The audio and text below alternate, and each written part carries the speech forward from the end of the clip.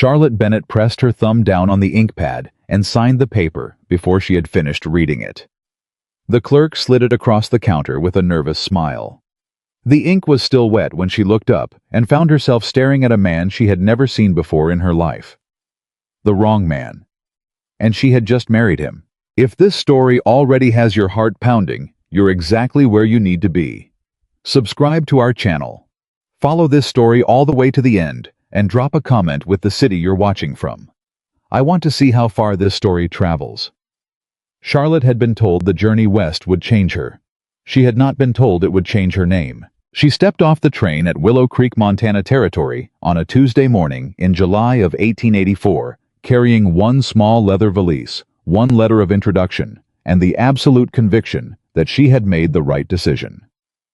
Behind her was a schoolhouse in Syracuse, where she had taught arithmetic to children who would forget her name by Christmas.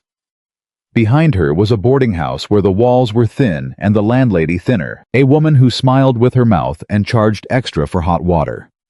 Behind her was an empty chair at a table set for two. Her mother's chair, unoccupied now for 11 months, and Charlotte had stopped being able to look at it. She was not running away. She was choosing forward. The letter from Henry Collins had arrived in April, forwarded through the matchmaker's office in Albany. It was a careful letter, written in a schoolboy's hand, deliberate, honest, a little stiff.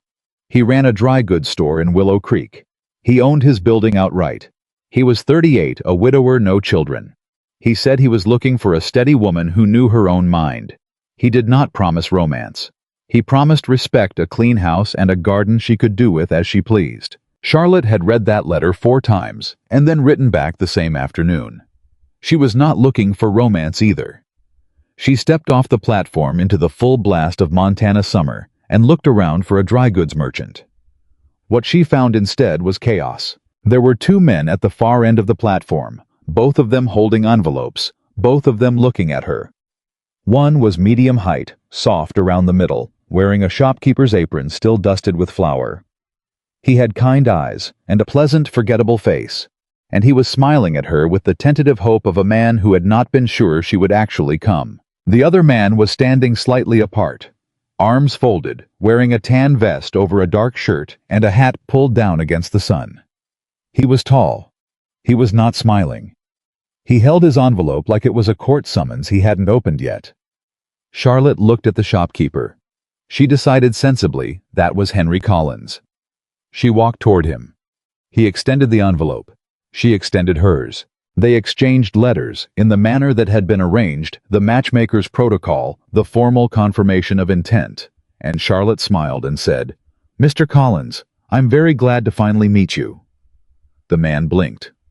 "Ma'am," he said, "I'm afraid my name's Daniel Pruitt. I work for the post office." Charlotte's smile held very still. "I beg your pardon. You had a letter waiting." He pointed to the envelope she was now holding. "I was just delivering it, meant to catch you before you stepped off, but the platform was crowded." Charlotte looked at the envelope in her hand. It was addressed to a Miss M. Harding. She looked at the envelope she had just handed him. It was hers. She turned around. The tall man in the hat was still standing where he had been, but now he was watching her with an expression she couldn't quite read. Flat, contained, the way a man looks when he is waiting to see what a situation is going to require of him before he decides how to react. "Are you Henry Collins?" she called across the platform. "No," he said. "Then who are you?" He walked toward her slowly, unhurried, the kind of man who never moved faster than he had decided to move. He stopped at a distance that was polite, but not warm, and looked at her with eyes that were dark and thoroughly unimpressed. "Colton Hayes," he said. "Raven Creek Ranch." He held out his envelope. "I think you might have my mail." Charlotte looked at the envelope in her hand, the one Daniel Pruitt had given her before retreating at great speed, and saw her own name on it, written in the matchmaker's hand. Charlotte A. Bennett. She turned it over, opened it. It was the wrong letter, not the confirmation she had sent, not Henry Collins's acceptance. It was a different set of papers entirely from the same matchmaker's office for a different arrangement. The name of the bride written in it was hers. The name of the groom was Colton Hayes. "There's been a mistake," she said. "Yeah," said Colton Hayes. He was looking at the letter she had handed him, His own, presumably with the expression of a man who has just picked up a rock and found something unexpected underneath. Appears so. The letters were switched. At the post office or the office in Albany, I don't know where, but I can see that. It's a simple clerical error. We just need to... Charlotte Bennett, said Abigail Turner. Charlotte turned. A woman had appeared at the edge of the platform, broad-shouldered, sharp-eyed, somewhere in her mid-50s, wearing an apron over a practical dress and carrying a piece of paper with the kind of authority that suggested she was accustomed to being obeyed. She was looking at Charlotte with the bright assessing gaze of a woman who had seen a great many things come through Willow Creek and catalogued all of them. I'm Abigail Turner, she said. I run the boarding house. I'm also the one who processed the wedding paperwork this morning, because Judge Aldridge had a bad knee and asked me to handle the administrative side. She held up the piece of paper. Are you Charlotte Bennett, originally of Syracuse, New York, traveling west under a matrimonial arrangement with... Yes, said Charlotte. But there's been a... Did you sign this document? Abigail held the paper closer. Charlotte looked at it. Her heart did something slow and cold.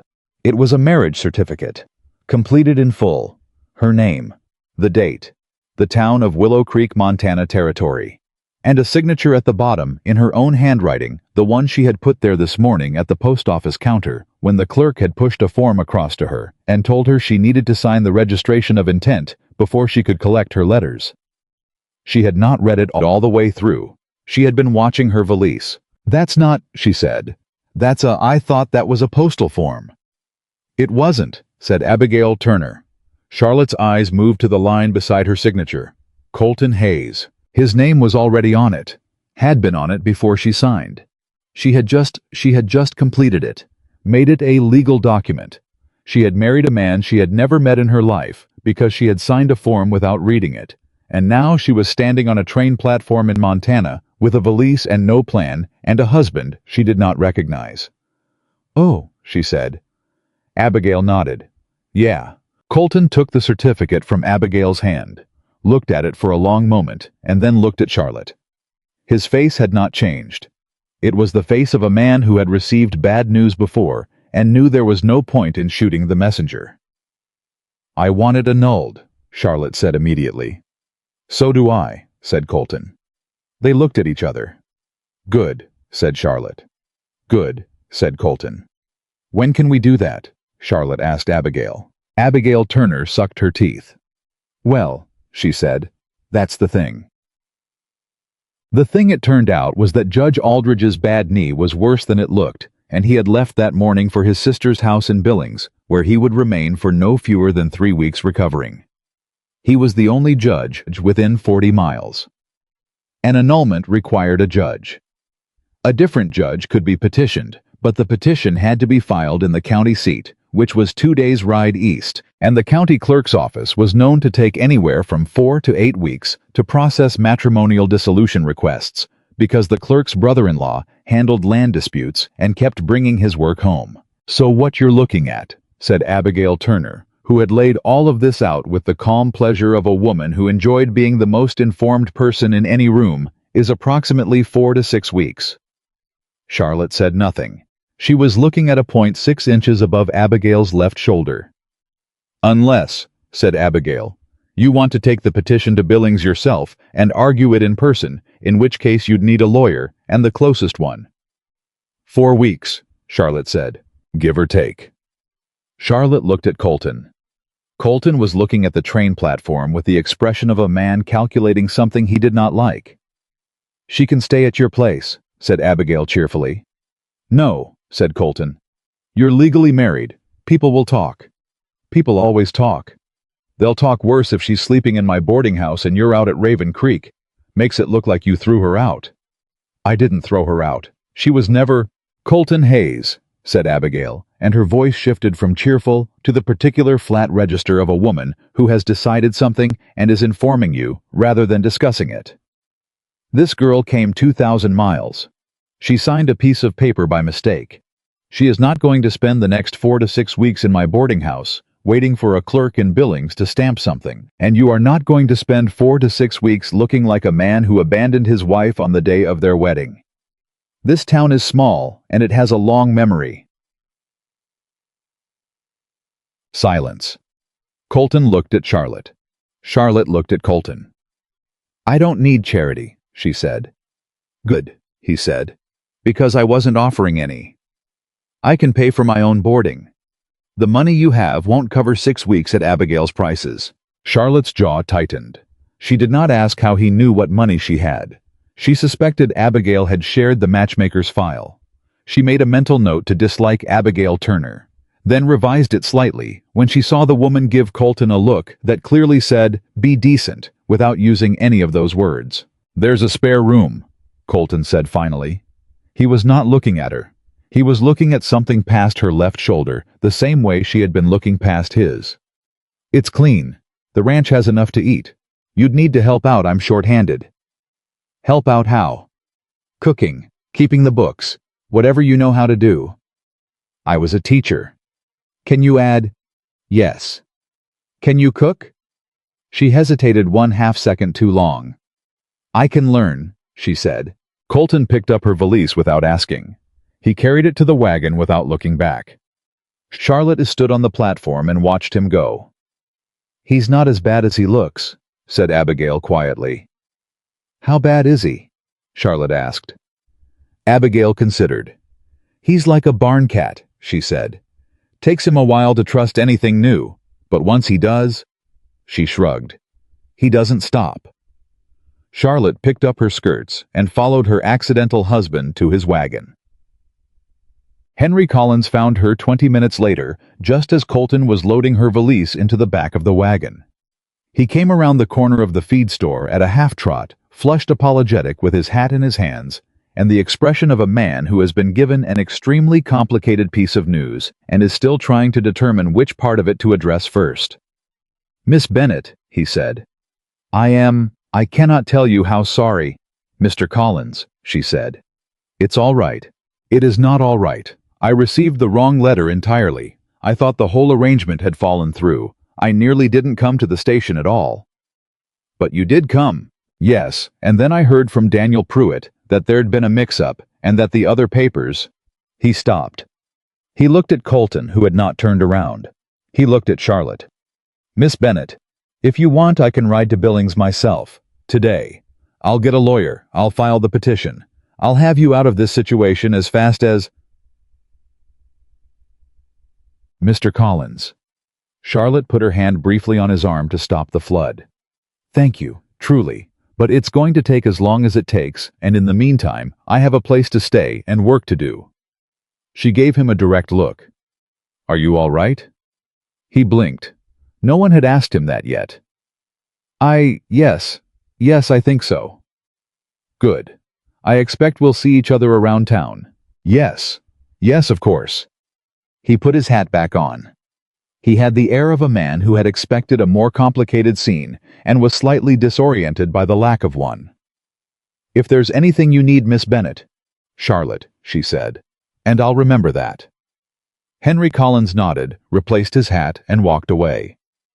Colton finally turned around. He looked at where Henry Collins had gone. He looked at Charlotte. "Nice of him," Colton said. "He's a nice man," Charlotte agreed. A pause. "You could have pushed to stay with him, in town, been more convenient for you." "I don't know him." Charlotte climbed up onto the wagon seat without waiting for him to help her. "I don't know you either, but you're the one I accidentally married, so you're the one I'm stuck with for the next 4 to 6 weeks. She settled her skirts. "You should know I don't suffer fools. I say what I mean, and I will not be treated like a problem. Those are my terms." Colton looked at her for a long moment. "You forgot to ask mine," he said. "What are yours?" "Don't touch my coffee, don't rearrange anything in the kitchen, and don't ask me how I'm feeling." Charlotte looked at him. "Deal," she said. "Although that last one's going to make it very hard to have a conversation." "That's the idea," said Colton Hayes. He climbed up beside her, took the reins, and drove them out of Willow Creek without another word. Samuel Reed was waiting at the gate of Raven Creek Ranch when they pulled in.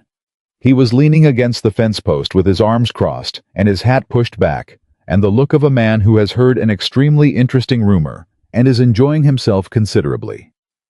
He was about Colton's age, broad through the shoulders, with an open face that made him look younger than he was. "So," said Samuel, as the wagon rolled to a stop. "I heard." "I'm sure you did," said Colton. "Congratulations," said Samuel.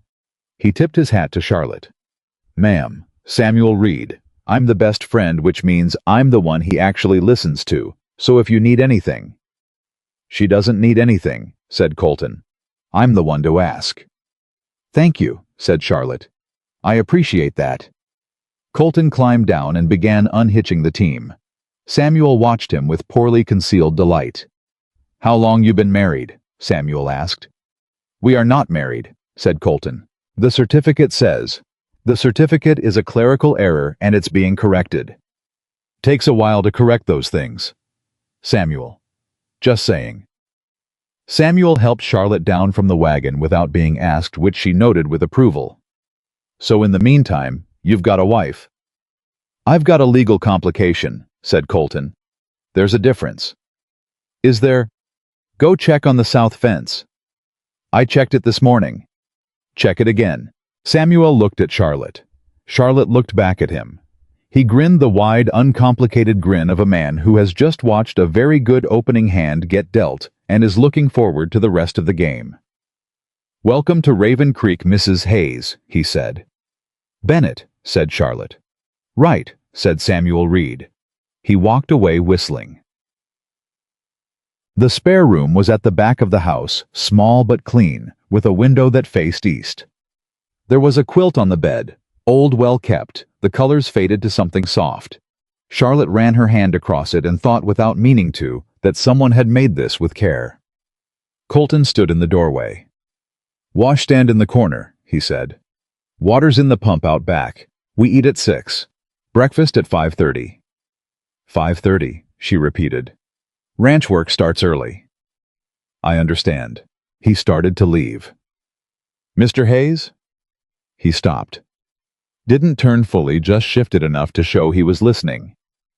"The quilt," she said. "Is it all right if I use it?" A pause. "That's what it's there for." He left. Charlotte sat down on the edge of the bed. Through the window she could hear the sounds of the ranch settling into evening horses in the distance, the clunk of someone working in the barn, the dry grass smell of a Montana summer coming through the crack in the window frame. She had not cried on the train. She had not cried on the platform. She had not cried in front of Henry Collins, or Abigail Turner, or Colton Hayes, or Samuel Reed. She was not going to cry now. She pressed her hands flat on the quilt and breathed in through her nose and out through her mouth until the tightness in her chest released its grip. Then she unpacked her valise with the systematic efficiency of a woman who has moved before and knows there is no point in being sentimental about it. Dinner was quiet. There were 3 ranch hands who ate at the long table in the main room, an older man named Gus, who had the hands of someone who had been working cattle his whole life, a younger one named Pete, who kept glancing at Charlotte like he wasn't sure what category she belonged in, and a third one, Walt, who ate with the concentrated silence of a man who considered conversation at meals to be a waste of chewing time. Colton sat at the head of the table. Charlotte had cooked. This was objectively speaking an act of optimism. She had found flour, salt, some dried beans, a reasonable amount of bacon, and a Dutch oven, and she had produced a meal that was edible by the most generous possible definition of that word. The biscuits were heavy. The beans were slightly under-seasoned.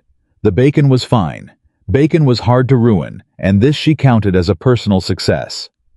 Gus ate 2 helpings. Pete ate 1, and looked at his plate in a way that suggested he was composing his thoughts. Walt ate without comment. Colton ate everything on his plate, stood up and said, "Biscuits need more salt." "Thank you," Charlotte said. "I'll keep that in mind."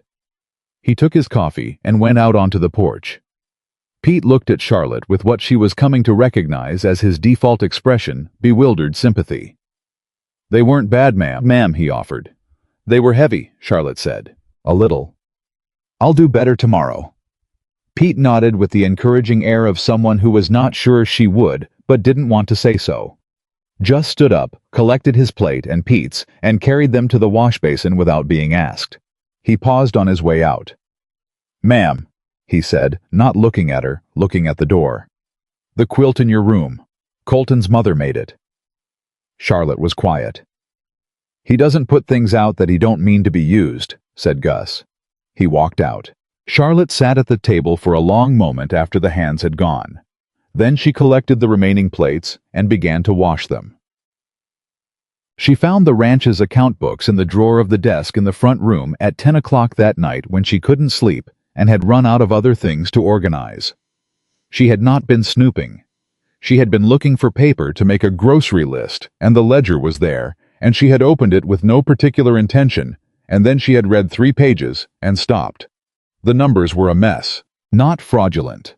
She looked for that first out of habit, because she had grown up in a house where money was always tighter than it should have been. Not fraudulent, just neglected. Bills recorded late payments not matched to their corresponding expenses. A pattern of small errors that compounded over months until the picture they painted was considerably bleaker than the actual situation probably warranted. She looked at the last dated entry 4 months ago. Colton Hayes had not opened his own account book in 4 months. She turned pages back looking for the gap and found it. An entry in April, and then nothing. Before April, the entries were regular. After April, silence. She looked at April's last entry. It was not a financial entry.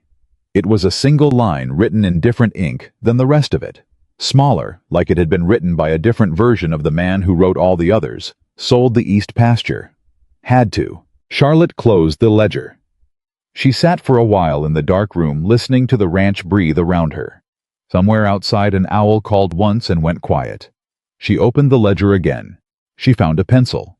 She began at the beginning and started working through it, identifying the errors, marking the corrections needed, building a clear picture of where the money actually was versus where it appeared to be. She was still doing it at midnight when she heard the front door open. Colton stopped in the doorway of the front room. He had clearly not expected to find her there. He looked at her, then at the ledger open in front of her, then at her again. "That's my account book," he said. "I know." She didn't look up from the column she was working through.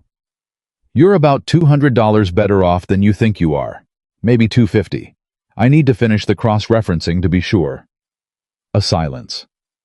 "I didn't say you could." "No," she agreed. "You didn't." She looked up. "You also haven't opened this ledger since April. Whatever happened in April, it's done. But you're losing money every month to bookkeeping errors, not to actual losses, and that's fixable." She looked back down. "I'll be done in an hour. You can look at it in the morning and throw it out if you want." He stood in the doorway for long enough that she thought he was going to tell her to stop. "There's coffee on the stove," he said instead. "If you want it." He went to bed. Charlotte looked at the doorway he had gone through. Then she looked at the account book. Then she poured herself a cup of coffee and went back to work. She did not intend to fall asleep at the desk. Colton found her there in the morning, head on her arms, pencil still in her hand, 3 pages of corrected ledger entries spread out in front of her. He looked at her for a moment, long enough to see the corrections she had made, long enough to understand what she had done. He went and made breakfast. When she woke to the smell of coffee, she sat up with a start and looked around in disorientation and found him standing in the kitchen doorway with 2 cups. "You fixed the March entries," he said. "Yes." "And the ones from November?" There were 2 payments recorded under the wrong dates. It made the winter quarter look worse than it was. He looked at her. "You were a teacher." "Arithmetic," she said. "And yes, that includes bookkeeping. Small-town school teachers cover a lot of ground." He handed her the coffee. She took it. For a moment, neither of them spoke. The morning light was coming through the east window, and the ranch was already awake around them. She could hear Gus and Pete out in the yard, the horses moving in the barn. "230, said Colton. "What? You said 200, maybe 250. It's 230. I checked the November cross-referencing myself after you fell asleep." Charlotte looked at him over the rim of her cup. "You stayed up to check my math. I don't leave things unchecked. You haven't opened that ledger in 4 months." A pause. Something moved behind his eyes. He looked away. "I know," he said. He went back to the stove. Charlotte watched him go. This was the moment she stopped thinking of Colton Hayes as the inconvenient stranger she had accidentally married. She didn't think of him as anything else yet. But she stopped thinking of him as a stranger. That, as it turned out was the beginning. Samuel Reed appeared at noon, with a look on his face that Charlotte had already learned to associate with him, having gathered more information than was strictly necessary. "Town's talking," he announced, dropping onto the porch steps. "Town always talks," said Colton. He was fixing a hinge on the barn door, which apparently required total concentration and no eye contact. "They're talking about her specifically." Samuel looked at Charlotte, who was on the porch with the ledger and a fresh page of calculations. Abigail told Martha Connolly, who told the pastor, who told approximately everyone, that Charlotte Bennett of Syracuse, New York, signed a marriage certificate by mistake and is now living out at Raven Creek Ranch and fixing Colton's accounts. "Abigail should mind her business," said Colton. "Abigail's business is other people's business. That's how it's always worked." Samuel turned back to Charlotte. "How are you holding up?" "Fine," said Charlotte. "You're not bothered by the talk." "People talked about me in Syracuse too," she said. "A woman who moves alone makes people nervous. I've made my peace with that." Samuel looked at her with the expression of someone recalibrating. "What did they say in Syracuse? That I was too bold, too particular, that I'd never keep a husband because I had opinions." She turned a page. "Probably all accurate." Samuel started to laugh. He converted it to a cough when Colton looked at him. "You're going to be fine," Samuel told her. "I know," said Charlotte. He looked between them at Colton with his back turned, very focused on a hinge that had probably been fine this morning, and at Charlotte with her ledger and her coffee and her absolute composure. He pushed his hat back. "Lord," he said quietly, and walked away smiling.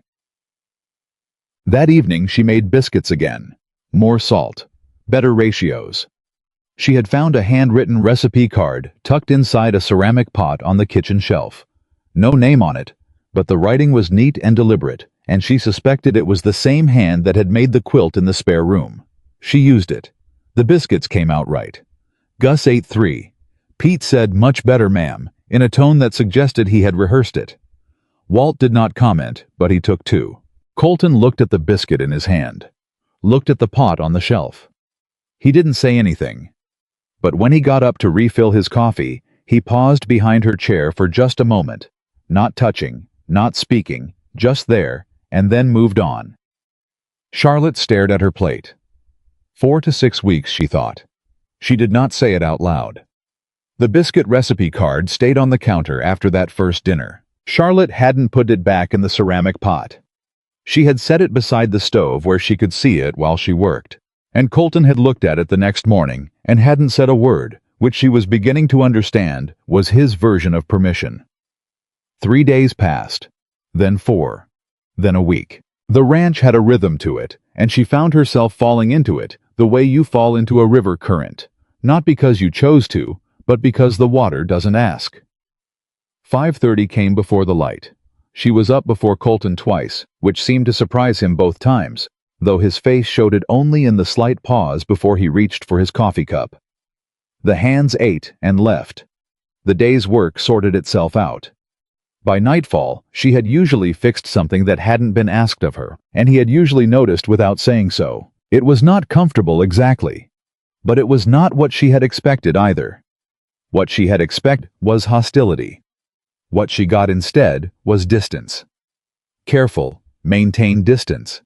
The kind a man keeps not because he dislikes you, but because he has learned that closeness costs something he isn't sure he can afford. She was starting to think that was worse. "You don't have to pretend I'm not here," she said on the 8th morning when he had walked past her 3 times to get to the coffee, without once acknowledging that she was standing 4 feet away, mending one of Pete's work shirts. He stopped, looked at her. "I'm not pretending anything.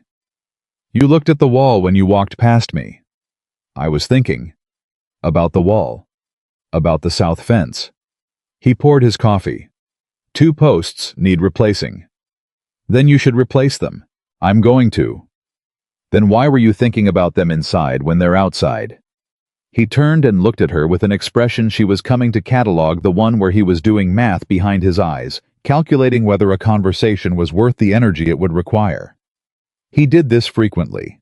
It had irritated her at first. Now she found it oddly interesting, the way a locked door is interesting. "You ask a lot of questions," he said. "I'm a teacher. It's occupational. You were a teacher." "Am." She bit the thread and smoothed the shirt across her knee. A person doesn't stop being what they are just because the circumstances changed. He stood with his coffee and looked at her for a moment longer than was strictly necessary. Then he picked up his hat and went outside. Charlotte watched him go. She put Pete's shirt down and picked up the ledger. Abigail Turner arrived at 11 that morning, unannounced, in the manner of a woman who considers announcing herself to be unnecessary because she is always welcome everywhere by default. She came in through the kitchen door with a basket over one arm and the air of someone conducting a perfectly natural social call. "I brought preserves," she said. "Peach. Colton likes peach, but he never asks for them, and he'd rather go without than say so, which is typical." Charlotte looked at the basket. "Did you come to check on me?" "I came to bring preserves." "You came to see if I was still here." Abigail set the basket on the table, straightened up, and regarded Charlotte with frank appreciation. "You are quicker than the average person." "Thank you." It wasn't a complaint. She sat down at the table without being invited. "How is it?" Charlotte considered the question seriously, the way it deserved. "Strange," she said. "But not badly strange. He hasn't been awful to you." "He told me my biscuits needed salt on the first night." "That's practically effusive for Colton." "That's what I gathered." Charlotte put the ledger down and sat across from her. "He checked my math." Abigail blinked. "What?" "The account books. I found them and started correcting the errors. He stayed up to verify my work." Abigail stared at her. "He let you touch the accounts?" "He didn't exactly let me. I just—" "Charlotte?" Abigail leaned forward.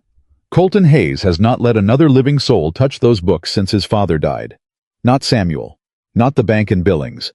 Not me, and I've known him since he was 14 years old." She sat back. "He let you fix the accounts." Charlotte was quiet for a moment. "He used the recipe card," she said. "His mother's, I assume. He didn't say anything about it, but he took 2 biscuits." Abigail looked at her for a long time. "What?" said Charlotte. "Nothing." Abigail stood and picked up her basket. "I'll leave the preserves. You should know there's a town meeting Thursday about the new water rights proposal. Everyone goes, including ranch owners." She moved toward the door. "Including their wives." "I'm not his wife." "The certificate says otherwise." Abigail smiled over her shoulder. "For another 4 weeks or so." The door shut. Charlotte looked at the jar of peach preserves on the table. She put it in the cabinet on the shelf where she had seen Colton look twice and find nothing to his satisfaction. Thursday came. The town meeting was held in the Willow Creek Church Hall, which was the largest interior space in town, and therefore served for meetings, dances, funerals, and the occasional livestock dispute that required witnesses. By the time Charlotte and Colton arrived separately, in the sense that they came in the same wagon, but sat with 6 inches of deliberate air between them, most of the town was already there. Every head turned. Not rudely. Just completely. The particular focused attention of a small community that has been discussing a situation for a week and is now getting to see the situation in person. Charlotte smiled at the room in the manner of a woman who has taught 30 children simultaneously and is not rattled by group attention. Colton looked at the room in the manner of a man who is pretending not to notice. Samuel Reed materialized at Colton's elbow. "Relax," he said quietly. "I'm relaxed," said Colton. "Your jaw says otherwise." "My jaw is fine." "Your jaw looks like it's trying to crack a walnut." Samuel steered him toward the left side of the room.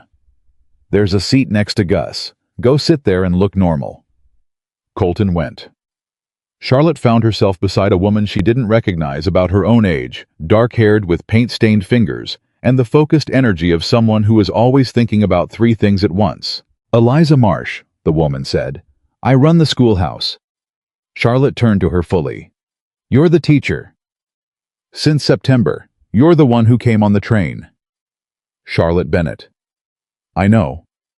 Eliza looked at her with direct, uncomplicated curiosity. "Were you really a teacher?" "Arithmetic, 6 years." Eliza's eyes brightened. "How many in your class?" 22 at the largest, 8 to 12 years old mostly. Mine are 7 to 15, and they don't let me forget the range. Eliza leaned slightly closer. "I have a boy who can do algebra and a girl who's still struggling with the multiplication tables, and they sit in the same room, and I'm supposed to teach them simultaneously with one chalkboard." "I know that problem," said Charlotte. She felt something loosen in her chest that she hadn't realized was tight. "What I used to do was Hayes." The voice came from the front of the room. Both Charlotte and Eliza looked up. The man speaking was broad and florid, with the satisfied look of someone who considers himself important in a room where very few people agree. Charlotte had not met him yet, but she had seen him twice from a distance, and already catalogued him as a man who walked into spaces expecting them to rearrange around his presence. His name, she would learn, was Gerald Hatch. He owned the largest parcel of grazing land on the north side of town, and had, according to Abigail's thorough briefing, been quietly trying to buy Raven Creek Ranch for 2 years. "Hayes," he said again, louder, though Colton had clearly heard him the first time. "Heard you had some complications this week." The room went a shade quieter. Colton looked at him. "Meetings about water rights, Gerald. Just making conversation. Then save it for after." Hatch smiled. It was the smile of a man who knows he has an audience and intends to use it. "Just interesting is all. A woman shows up, signs the wrong paper, and suddenly she's running your house." He looked at Charlotte. "No offense, ma'am." Charlotte looked back at him pleasantly. "None taken," she said. "Although I'd point out that a woman managing a household and correcting 4 months of accounting errors in her first week is running the house better than it was being run before, which seems like a good outcome for everyone involved." The room was very quiet now. Hatch's smile went slightly fixed. "Charlotte," said Colton, not a warning exactly, but she could hear the caution in it. "Mr. Hayes was speaking to me," she said, still looking at Hatch. "I was answering him." Samuel, from his position near the back wall, made a sound that he immediately converted to a cough. Hatch looked between her and Colton with the recalibrating expression of a man who had expected easier prey. "You've got a bold one," he said to Colton. "The meeting," said Colton, "is about water rights." Hatch sat down. The meeting was about water rights. But for the rest of it, Charlotte could feel the room's attention moving between her and Colton like a compass needle settling, trying to determine which direction they pointed. On the way home, Colton said nothing for the first 10 minutes. Charlotte waited. "You didn't have to do that," he said finally. "Which part? Hatch. You could have let it go. Could you have silence? That's different. Because you're a man. Because it's my ranch he's been trying to buy for 2 years, and I know how to handle him, and you walking in and telling the truth. Making him look small in front of the town." "He made himself look small," Charlotte said. "I just declined to pretend I hadn't noticed." She looked ahead at the dark road. "Is that going to cause a problem for you?" "It's going to make him more interested. In the ranch. In you." Colton's voice had shifted, something more careful in it. "Hatch doesn't like being surprised. He'll want to know more about you." "I'm not very complicated." "You're plenty complicated." He said it flatly, without apparent judgment, the way you state a fact about the weather. "People who aren't don't fix ledgers at midnight for strangers." Charlotte looked at him. He was watching the road. "You're welcome," she said. His jaw moved slightly. She was starting to think that was his version of a smile. The trouble with the curtains started on Friday. Charlotte had found them in the linen chest, white cotton, good quality, clearly never hung. She had put them up in the kitchen, while Colton was out checking the south fence with Gus. She had thought they were an improvement. More light came through the room, felt less like the inside of a hat box, and she had used her own thread, so it wasn't costing him anything. Colton walked in at noon, looked at the windows, and stopped. Where did you get those linen chest? They were just sitting there. I know where they came from. Charlotte looked at him. His expression had closed down the way it did when something had reached past his defenses before he saw it coming. She understood suddenly, not all of it, but enough. Were they hers? She asked quietly. He didn't answer right away.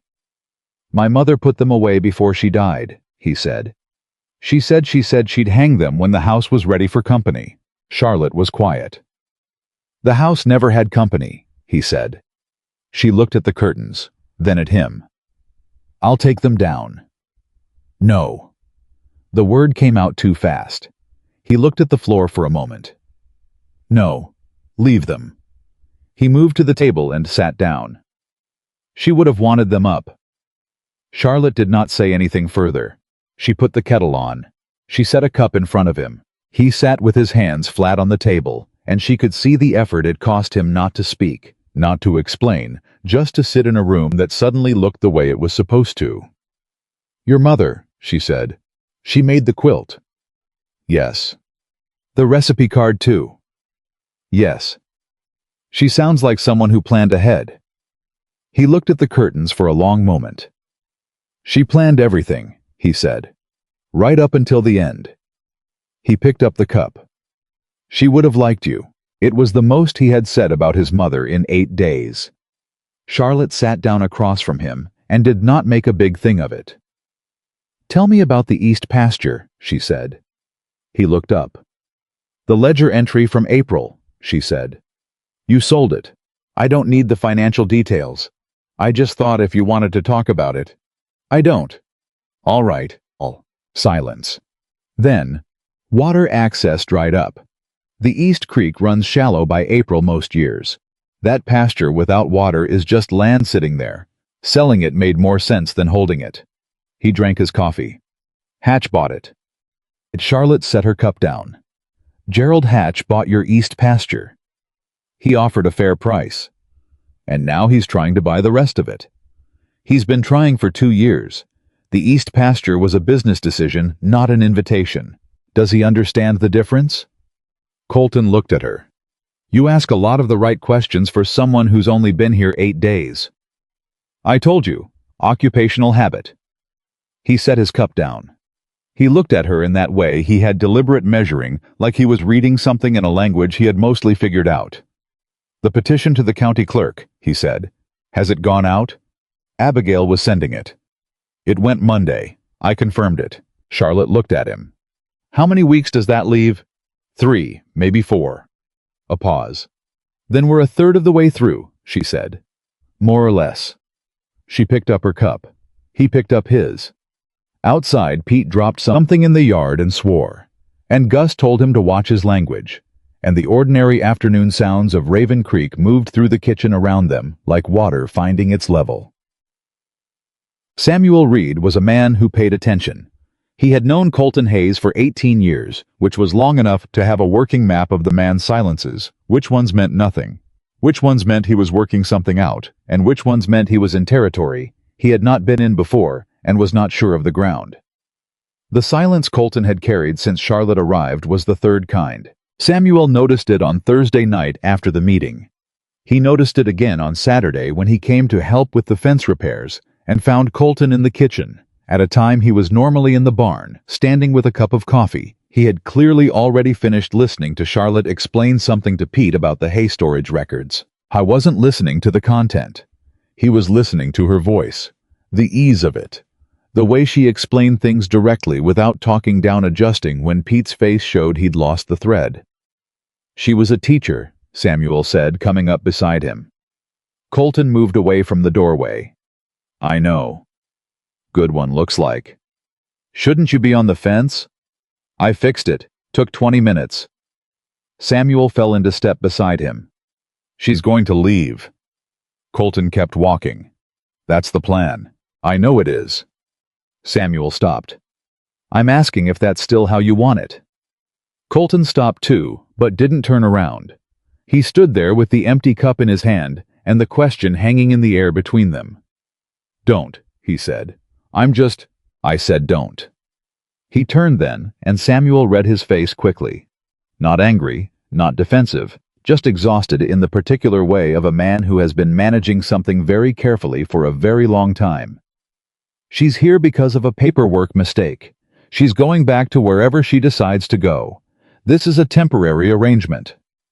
Colton. Drop it, Sam. Samuel dropped it.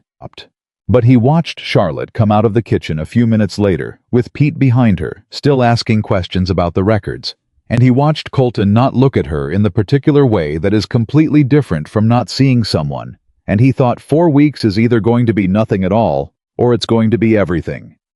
He kept that thought to himself. It was Charlotte who noticed the fence. Not the south fence that Colton had been talking about, the original one. The old rail fence that ran along the front of the property, from the gate to the first bend in the road. She noticed it on Sunday when she was out in the early morning, walking the edge of the property, with the accounts in her head, putting together what she knew about the ranch's geography, with what she knew about its finances. One section of rail fence had been recently repaired. The wood was newer. The nails were different. Someone had done it quietly, without announcement, without it appearing in any expense column she could find. She walked the full length of that section, 30 feet, maybe more. She went back inside. "Who repaired the front fence?" she asked Colton at breakfast. He looked at her plate. "Eat your eggs. The rail fence by the gate, 30 feet of it new wood done in the last week. It's not in the accounts." "Because it's not an account item. Everything that costs money is an account item. I had spare lumber." "Spare lumber from where?" He looked at her. "Charlotte. I'm not criticizing. I need to know if there are material resources I haven't accounted for. If you have spare lumber, there may be other things. The lumber was from the stack behind the barn. I put it there 2 years ago for when I got around to it. Cost nothing. I did it myself." He picked up his fork. "That's why it's not in the accounts." Charlotte looked at him. "When did you do it?" "Tuesday." She had walked past that fence on Monday. The rail had been sagging. She had not mentioned it. She was certain she had not mentioned it. She ate her eggs. "Thank you," she said. "For what?" "For fixing it." He looked at the table. "It needed doing." She took a drink of coffee. "It needed doing before I got here." He had no answer to that. They ate in silence, and the morning light came through the kitchen curtains his mother had sewn and never hung, and the coffee was better than it had been the first week, because she had adjusted the ratio, and he had noticed but hadn't said anything, and she had noticed that he'd noticed, and they were two people being very careful with each other in a kitchen that was beginning to feel, against all logic and planning, like a kitchen they shared. On the 11th day, Gerald Hatch came to the ranch.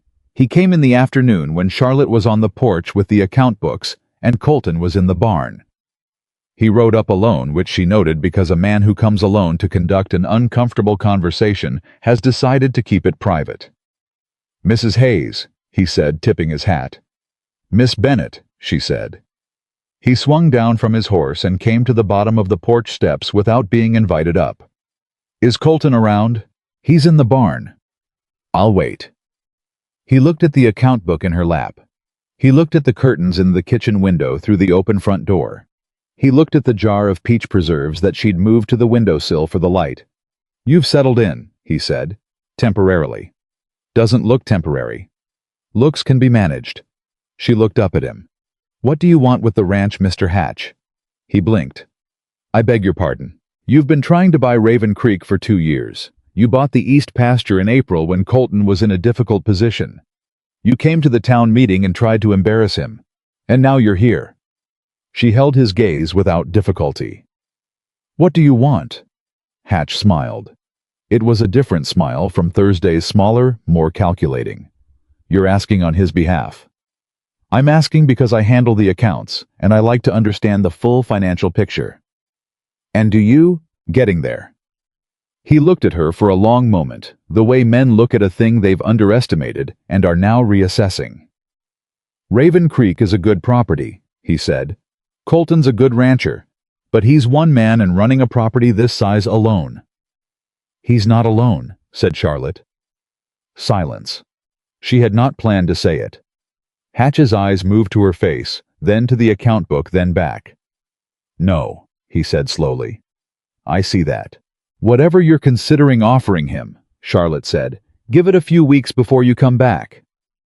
Hatch put his hat back on. He looked at her with the careful expression of a man who has just realized the board has been rearranged since the last time he played.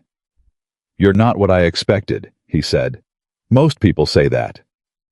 He climbed back on his horse. He looked at the ranch, the barn, the repaired fence, the curtains in the windows, and then at her. "A few weeks," he said. "At least," she said. He rode away. Colton came out of the barn. He had clearly heard the last part. He stood in the yard and looked at where Hatch had gone, and then looked at Charlotte on the porch, and his expression was a thing she couldn't fully read. Something between startled and something else that she didn't have a word for yet. "He was here about the ranch," he said. "He was feeling out the situation." "And you told him?" "I told him to come back in a few weeks." "That's not—" He stopped. He looked at the road again. "You didn't have to." "I know I didn't." He looked at her, then really looked at her, the kind that doesn't have a calculation running behind it, just the looking itself. "Why did you—" Charlotte set the account book down on the porch railing. "Because this is a good ranch," she said. "And you're going to feel it when I leave, and I don't want you to feel it and have Hatch standing at the gate before the dust settles." The words landed quietly. She hadn't meant them to be as honest as they were. But there they were. Colton looked at her. His face had gone still in the particular way it went still when something had gotten past the fence line before he'd seen it coming. He nodded once. He went back inside. But later that evening, when Charlotte was reading at the table and he came in for his coffee, he set a second cup down beside her without saying anything. Just set it there within reach. And then went to sit in his chair with his own. She looked at the cup. She picked it up. Neither of them said a word about it. The letter came on day 13. It was from the matchmaker's office in Albany, not the county clerk, not the court, the matchmaker. Addressed to Charlotte, forwarded through Abigail, hand-delivered by Pete, who had clearly been told it was important, and had carried it with the seriousness of a man transporting something fragile. Charlotte read it at the kitchen table while Colton was outside. Then she read it again. The letter informed her that Henry Collins, in light of the clerical error, had formally requested that the original arrangement be reconsidered upon resolution of the current complication. He was, the letter made clear, still interested. He was patient. He was not withdrawing. He was waiting. Charlotte set the letter face down on the table. She sat with it for a long time. She thought about Henry Collins and his honest eyes, and his steady, flour-dusted hands, and the fact that he was a good man in the most straightforward possible sense of those words. She thought about a dry goods store and a clean house and a garden she could do with as she pleased. She thought about a jar of peach preserves put in a cabinet on a shelf where someone had looked twice and found nothing. She picked the letter up and folded it. She put it in her pocket. When Colton came in for supper, she was already at the stove, and she was not going to tell him. Not yet. Maybe not ever. It was her letter, her arrangement, her decision to make. She put the food on the table. He sat down. He looked at her once in the way he had been looking at her more frequently lately. Not the calculating look, but the other one, and she met it for 1 second, and then looked at her plate. "You all right?" he said. "Fine," she said. He accepted that without pushing the way he always did, and she ate her supper and talked to Gus about the water levels and listened to Pete and Walt disagree about the best way to mend a saddle, and Colton refilled her coffee cup without asking when he refilled his own. She thought about a clean house and a garden and a good man waiting patiently in a flour-dusted apron. She thought about a cup of coffee set wordlessly within her reach. She did not take the letter out again that night. The letter stayed in her pocket for 4 days. Charlotte was not a woman who left things unresolved. She had never been. In Syracuse, she had been the teacher who graded papers the same night they were handed in, who balanced her household accounts on the 1st of every month, who answered letters within 48 hours as a matter of personal principle. Leaving Henry Collins's letter unanswered went against every habit she had built in 24 years of being herself. But she didn't answer it. She told herself she was waiting for the right moment. Then she told herself she was waiting until the situation was clearer. By the fourth day, she had run out of things to tell herself and had to admit very quietly in the back of her own mind, where she kept the things she wasn't ready to look at directly, that she was not answering it, because answering it required deciding something she was not yet prepared to decide. Colton noticed she was carrying something. She knew he noticed because he had stopped asking her if she was all right. He had asked it twice in the first 2 days, and she had said fine both times in a tone that closed the door, and he had heard the door close and stopped knocking. That was the thing about him she was finding. He didn't push. He waited. He left space with the patience of a man who had learned that most things worth waiting for required exactly that. It made it considerably harder to pretend nothing had changed. On the 17th day, Eliza Marsh came to the ranch. She arrived on horseback, which Charlotte had not expected, and she arrived with a purpose. A stack of papers under one arm and the focused energy of someone who has made a decision and ridden out before she could change her mind. "I need your help," Eliza said without preamble, tying her horse to the porch rail. Charlotte looked at the papers. "What is that?" "Curriculum proposals. The school board meets in 2 weeks, and they want recommendations for next term. I've been writing this by myself for 3 months, and every draft sounds like a man who's never taught a child in his life." She held the stack out. "You were in a classroom for 6 years. I need another teacher's eyes on it." Charlotte took the papers. She looked at the first page and felt something open in her chest. The particular alertness that had lived in her since she was 19 years old, and first understood that teaching was not a job, but a way of thinking. "Come inside," she said. "I'll make coffee." They worked at the kitchen table for 2 hours. Charlotte cut 3 paragraphs that repeated themselves, restructured the reading progression, so it actually built on what came before, and rewrote the mathematics section entirely in language the school board could follow without prior knowledge of classroom practice. Eliza watched her work with the expression of someone watching a puzzle solve itself.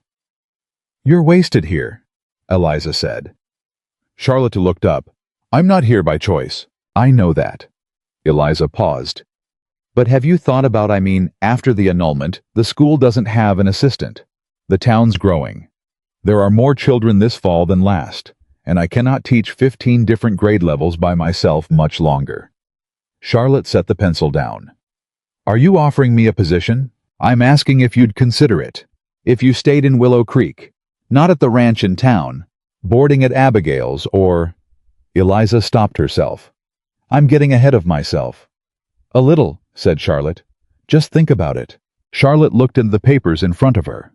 She thought about Henry Collins and his dry goods store and a garden she could do with as she pleased. She thought about what Eliza had just laid in front of her, something she hadn't known she was missing until it was there right in front of her, the shape of a life she recognized. She picked the pencil back up. "Let me finish the mathematics section," she said. Colton came in at noon and found 2 women at his kitchen table with papers spread from one end to the other and coffee cups at both elbows. He stopped in the doorway. He looked at Charlotte. He looked at Eliza. He looked at his kitchen. "Eliza," he said. "Colton." She smiled at him with the comfortable ease of someone who has known a person long enough to skip the formalities. "Charlotte's fixing my curriculum proposal. Don't disturb us." He looked at Charlotte. She did not look up. "There's coffee on the stove. Lunch is in the pot." He got his coffee. He got his lunch. He took both to the porch. He sat out there for a while, eating. Listening through the open window, Charlotte explained to Eliza why the arithmetic sequence needed to start with practical application before moving to abstraction. She said it with the kind of authority that doesn't ask for confirmation. She said it the way she said everything directly, like it was obvious once she'd seen it, which meant she'd been carrying the knowledge for so long she'd forgotten not everyone had it. He finished his lunch. I went back to the barn, but he left the window open. Eliza left an hour later. At the door, she squeezed Charlotte's hand and said, "Think about it." Charlotte said she would. Eliza rode away, and Charlotte stood on the porch and watched her go, and when she turned around, Colton was standing in the yard. "How do you know her?" Charlotte asked. She's been teaching here 2 years. Her brother drives cattle for a ranch up north. He paused. She's good. Kids like her. She's excellent. She just needs support. She offered you a job. Charlotte looked at him. You were listening. Window was open. She held his gaze. He held hers back. Neither of them looked away, which was new. There had been a time 2 weeks ago, a lifetime ago, when he looked at the wall and she looked at the door. Something had shifted without either of them announcing it. It's something to consider, she said. For after. Yes, for after. The word after sat between them like a stone. It'd be a good situation, he said. His voice was even. Careful. The voice of a man choosing each word the way you choose your footing on uncertain ground. Stable. In town. Yes. Better than a lot of options. Probably. He nodded. He looked at the fence line. He looked back at her. You should think about it, he said. I told her I would. He walked back to the barn. Charlotte watched him go. She pressed her hand flat against the letter in her pocket without taking it out. The storm came 3 nights later fast and without much warning. Montana summer storms moved that way. The afternoon was hot and still, the kind of still that presses against your ears, and then by dark, the sky was doing something that meant business. Charlotte had been sleeping lightly when she heard it, the way you hear something before you're fully awake, the pressure of it changing in the room. She was up before the thunder hit. She was at the kitchen door when she heard Colton already in the yard shouting for Gus. The horses. She understood it immediately, the way she had come to understand the ranch's rhythms, without being taught them. A storm like this, that fast, that loud, would push through the barn walls, and the horses would panic. And panicked horses in an enclosed space were not a problem, they were a disaster. She grabbed her coat off the hook by the door and went out. Get inside, Colton said when he saw her. He was already moving toward the barn fast. How many hands do you have right now? Gus is coming. Pete's at his cousin's in town, Walt. That's 3 of us. How many horses? He didn't answer, which was its own answer. She followed him. The barn was chaos.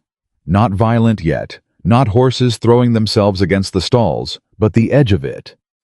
That particular animal fear that has mass and weight, and moves through a space like something alive. 2 of the younger horses were already turning circles, whites showing at the eyes.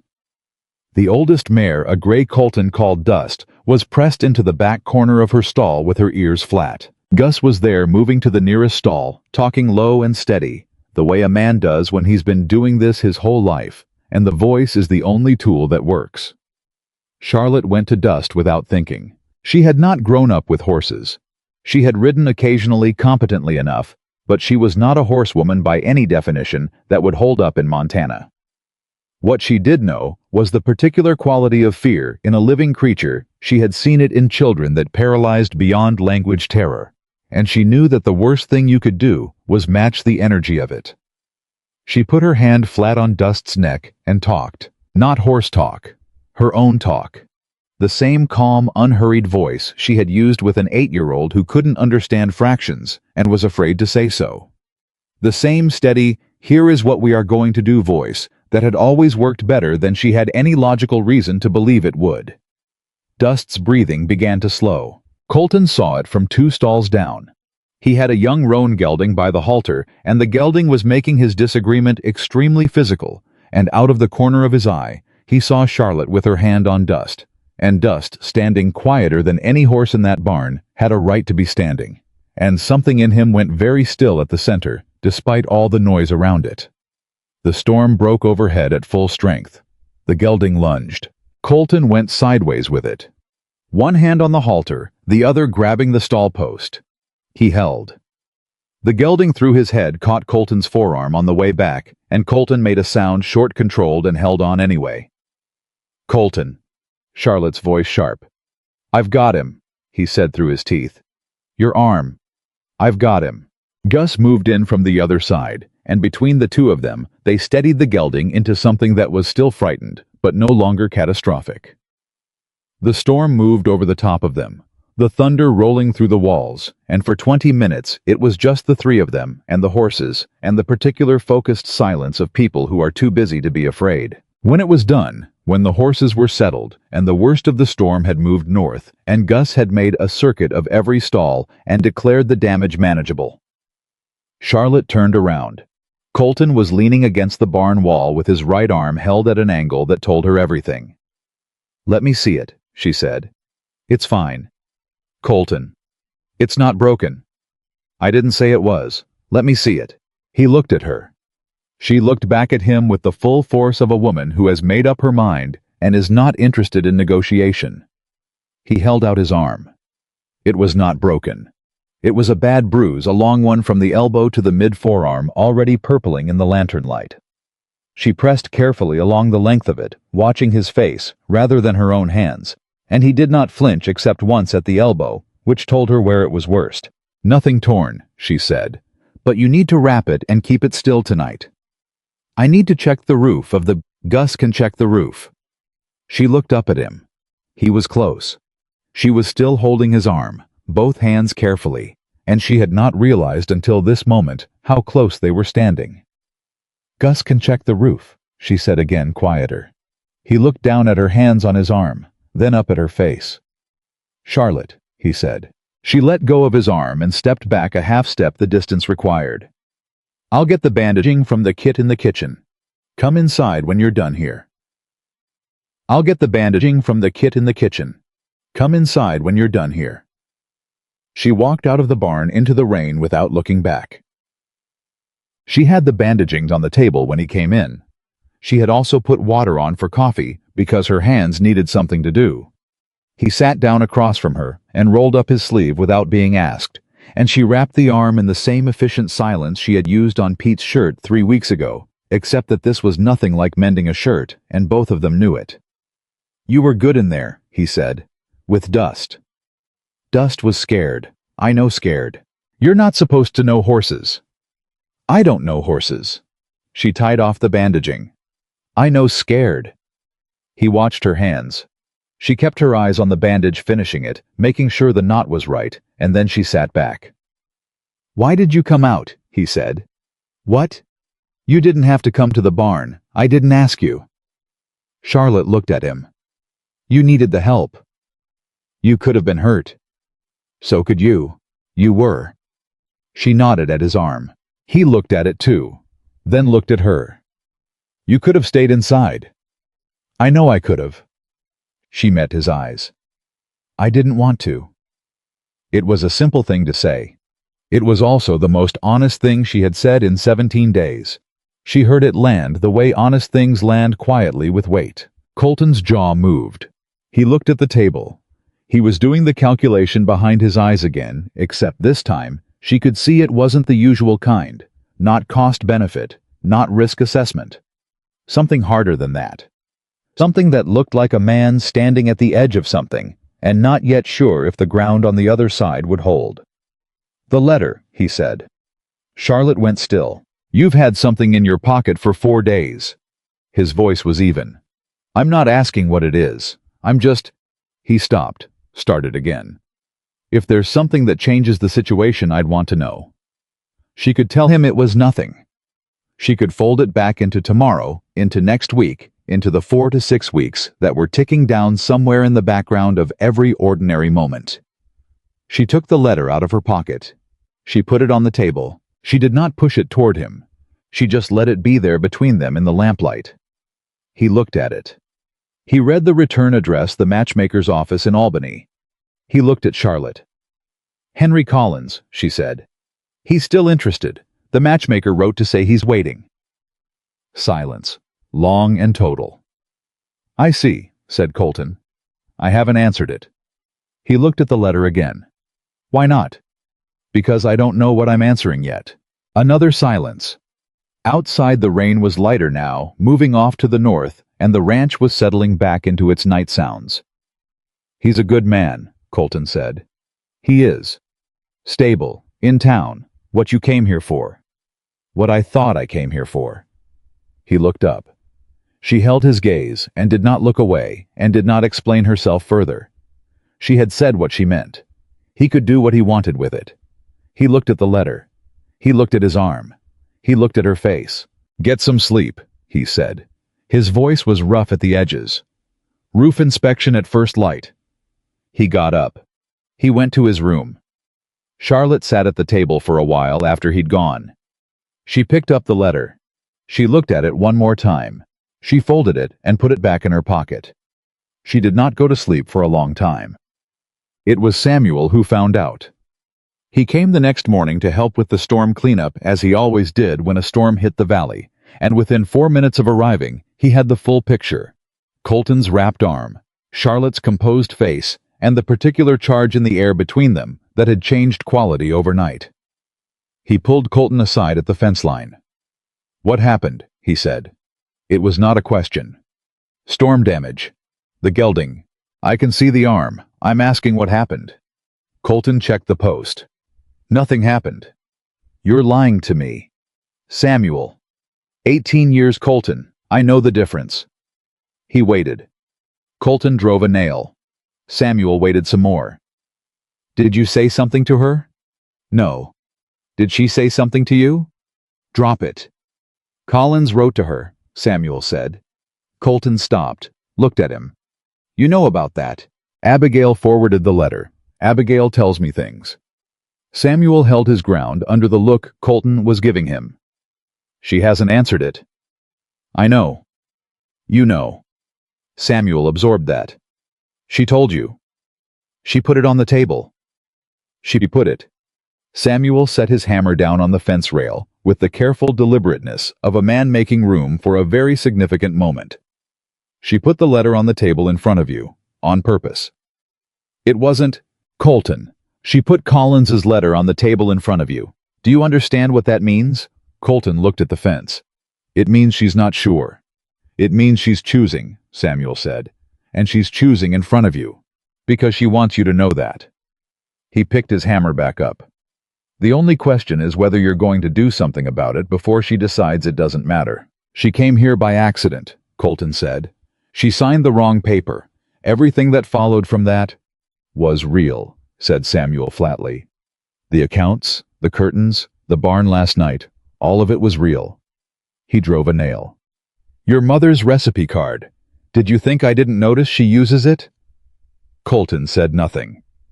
"She uses it," Samuel said. "Every time." Colton looked at the ranch. At the house at the curtains his mother had sewn in the windows at the porch where Charlotte's account book was already sitting waiting for the morning's work. "She's going to leave," he said. It came out different from the way he'd said it before. Not a plan, not a policy.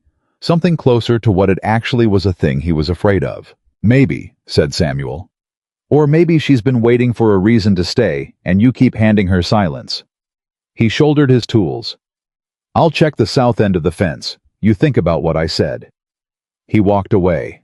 Colton stood at the fence line and looked at his ranch in the morning light and thought about a woman who had come 2,000 miles to a place she'd never been. Signed a form without reading it. Fixed his books without being asked. His mother's curtains. Learned his mother's recipe. And then when he'd stayed up all night being careful about it. Put a letter on the table in front of him like a door she was leaving open. He drove another nail. It did not help. Charlotte made a decision that afternoon. She had been thinking about it since morning, since the fence line, since she'd watched Colton and Samuel talking in that way. Old friends talk when they're being serious, and she made it the way she made most decisions, by getting to the end of the options and choosing the one she could live with. She walked to town. It was 4 miles. She had made the walk twice before, early in her first week, when she had needed things from the general store and had not wanted to ask anyone to take her. She liked the walk.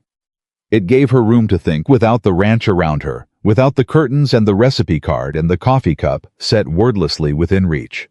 She went to the dry goods store. Henry Collins was behind the counter. He saw her come in, and his face opened with relief and something warmer than relief. Genuine, uncomplicated gladness at the sight of her, the gladness of a good man who has been patient and is glad the patience was worth it. "Miss Bennett," he said, "I wasn't sure you'd come." "I should have come sooner," she said. "I'm sorry for that." No apology needed. He came around the counter. "Would you like to sit? I won't stay long." She looked at him. Really looked the way she looked at the account books, finding what was true. Kind eyes, steady hands. A man who would build exactly the life he had described in the letter, and then maintain it, and mean every part of it for the rest of his life. "You're a good man, Mr. Collins." He heard the word, but before she said it, she saw him hear it. "I am," he said. But I don't think I'm the right person for what you need. And I think you know that. I think you've known it since the train platform." She held his gaze. "You deserve someone who comes to you without reservation, who looks at the store and the house and the garden and feels what you'd want her to feel." A pause. "I've been honest with myself about whether that's me." Henry Collins looked at her for a long moment. He had the face of a man who has prepared for a disappointment and is finding it smaller than he feared because he had secretly known it was coming. "It's Colton Hayes," he said, not accusatory, just naming a fact. Charlotte didn't answer. "I saw it at the platform," he said, "when you turned around and found him, the way you talked to him." He almost smiled. "You were irritated, but you were paying attention." "I didn't know him," she said. "No, but you were paying attention." He reached behind the counter and handed her a small paper bag. "Coffee beans, the good kind, for the ranch." He looked at her steadily. "Tell him he's lucky." "I will tell him no such thing," said Charlotte. "He's already insufferable." Henry Collins laughed a real laugh, full the kind that surprised both of them. "Go on then," he said, "before you talk yourself into being sensible." Charlotte picked up the coffee beans. She walked out of the dry goods store, turned toward the road home, and walked the 4 miles back to Raven Creek Ranch without stopping. Colton was on the porch when she came up the road. He saw her coming from a distance. He always seemed to see things from a distance, and he stood up from the railing and watched her walk the last 100 yards without saying anything. She came up the steps. She put the bag of coffee beans on the railing between them. He looked at it. "What's this?" "Good coffee. Henry Collins sends his regards." A pause. "You went to see Collins?" "Yes." "Did you answer the letter? In person?" She looked at him. "It's done." He looked at the coffee beans. He looked at her. Something was moving behind his eyes, all that careful calculation finally arriving somewhere, and she could see the moment it landed, not just in his face, but in the set of his shoulders, the exact way a man's body changes when he stops holding himself against something. "Charlotte," he said. "I'm not leaving," she said. "When the annulment comes through, I'm not. I told Eliza I'd think about the teaching position, and I mean to. In town. Not here, not because of a certificate." She looked at him steadily. "But I'm not leaving Willow Creek." He looked at her for a long time. "That's not the same as staying with me." "No," she agreed. "It's not." She picked up the coffee beans and went inside. Colton stood on the porch for a long time after she'd gone in. He stood there while the sun moved west, and the ranch settled into evening, and Gus came out of the barn and saw him standing there and wisely went back in. When he finally came inside, Charlotte was at the stove. He put his hat on the hook. He sat down at the table. "I asked Margaret Hale to marry me," he said out of nowhere into the quiet kitchen. Charlotte turned around. 8 years ago. She came out here from St. Louis visiting her cousin." He looked at the table.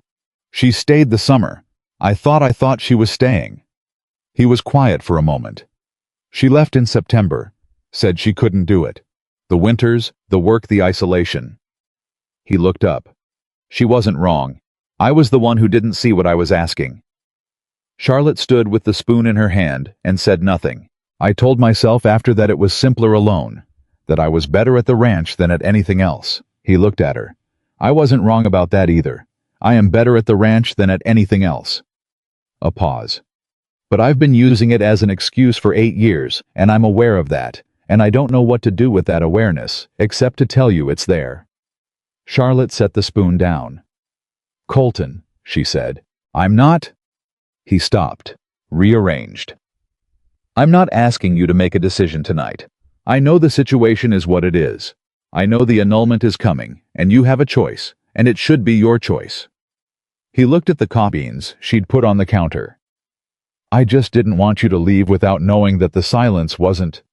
It wasn't nothing. Charlotte looked at him for a long moment. I know, she said quietly. I've known for a while. He looked at her. She looked back. Outside, the last of the storm's wreckage was drying in the evening air, the ranch putting itself back together, the way it always did, quietly, steadily, without fanfare. Supper in 20 minutes, Charlotte said, and turned back to the stove. Colton sat at the table. He picked up the coffee beans. He set them back down. For the first time in 8 years, he was not sure he wanted to be alone. The annulment papers arrived on a Wednesday. Charlotte was at the table with Eliza's curriculum revision when Pete brought them in from town, holding the envelope with both hands, like it was either very important or very fragile, which it was both. He set it on the table beside her coffee cup and retreated without a word, which told her that everyone on the ranch already knew what it was. She looked at the envelope for a long moment without touching it. Then she picked it up, opened it, and read it through completely. Not the way she had read the marriage certificate at the post office, skimming and distracted, but all the way through every line, the way you read something when you understand that what it says is going to matter. The county clerk's office confirmed that the original certificate had been filed in error. The annulment was approved. All that remained was a final signature before Judge Aldridge, who had returned from Billings 2 days ago. His knee apparently better, and the matter would be formally closed. Charlotte set the papers down. She sat with them for a while. Then she got up, put on her coat, and went to find Colton. He was at the far end of the property, checking the water level in the creek that fed the north pasture, one of the things she had flagged in the accounts as needing regular monitoring, a note he had acted on without acknowledging. She found him crouched at the bank, measuring the depth with a stick he had marked in inches. Papers came, she said. He stood up. He looked at her face first before the envelope. She noticed that. And, approved. Judge Aldridge is back. We can sign whenever we go in. He took the envelope. He read it the same way she had, completely, carefully, not rushing. When he was done, he folded it back and held it without returning it to her. When do you want to go in? He said. I thought we could go tomorrow. All right. She looked at him. He looked at the creek. His jaw was doing the thing it did when he was holding something behind his back teeth, and she had learned to read that particular silence, the way you learn to read weather. Colton. Yeah. Are you all right? He handed the envelope back to her. Creek's up 2 inches since last week. That's good for the north pasture through August. He picked up the measuring stick. I'll have Gus rotate the cattle up there by Friday. He walked back toward the ranch. Charlotte stood at the creek bank and watched him go. She put the envelope in her coat pocket beside the space where Henry Collins's letter had been. Abigail Turner appeared at the ranch the next morning before Charlotte and Colton had finished breakfast. She did not knock. She opened the kitchen door, stepped in, and looked at both of them at the table, with the measuring gaze of a woman taking a clinical reading of a situation. Don't go today, she said. Colton set his cup down. Good morning, Abigail. I mean it. Don't go to the judge today. She pulled out a chair and sat down like she'd been invited. Gerald Hatch went to see Aldridge yesterday afternoon. The kitchen went quiet. About what? Colton said. About Raven Creek. He filed a complaint with the land office, claims your water access agreement on the North Creek is informal and unrecorded, which means it's contestable, which means if anyone wanted to make a case that the agreement doesn't hold, that agreement is 20 years old. That agreement was made between your father and Tom Whitfield over a handshake and a bottle of whiskey, and Tom Whitfield sold his property to Hatch in February, and Hatch has his lawyer looking at every inch of the title. Abigail looked between them. This isn't about the annulment, but it's time to the annulment, and I don't think that's an accident. Charlotte put her cup down. Hatch knew the papers were coming. Abigail. Colton's voice had a new edge. How would he know that Daniel Pruitt at the post office has a cousin who works for Hatch's foreman? Abigail said it flatly without apology. Small town, I'm sorry. He's been watching the timeline, Charlotte said. She was thinking fast the way she thought through the accounts, finding the pattern under the numbers. He knows that when the annulment goes through, Charlotte leaves or stays in town. Either way, the ranch has one person managing it instead of two. That's when he moves. Colton looked at her. You said Charlotte leaves like you're not Charlotte. I was thinking out loud. She met his eyes for exactly 1 second. The point is the timing. He filed yesterday to get in front of the judge before we did. He wants to create a competing claim that makes the property look uncertain. Can he actually do it? Colton asked Abigail. His lawyer says the water agreement needs to be formally recorded to be enforceable. Your lawyer? I don't have a lawyer. You need one. Abigail looked at him without flinching.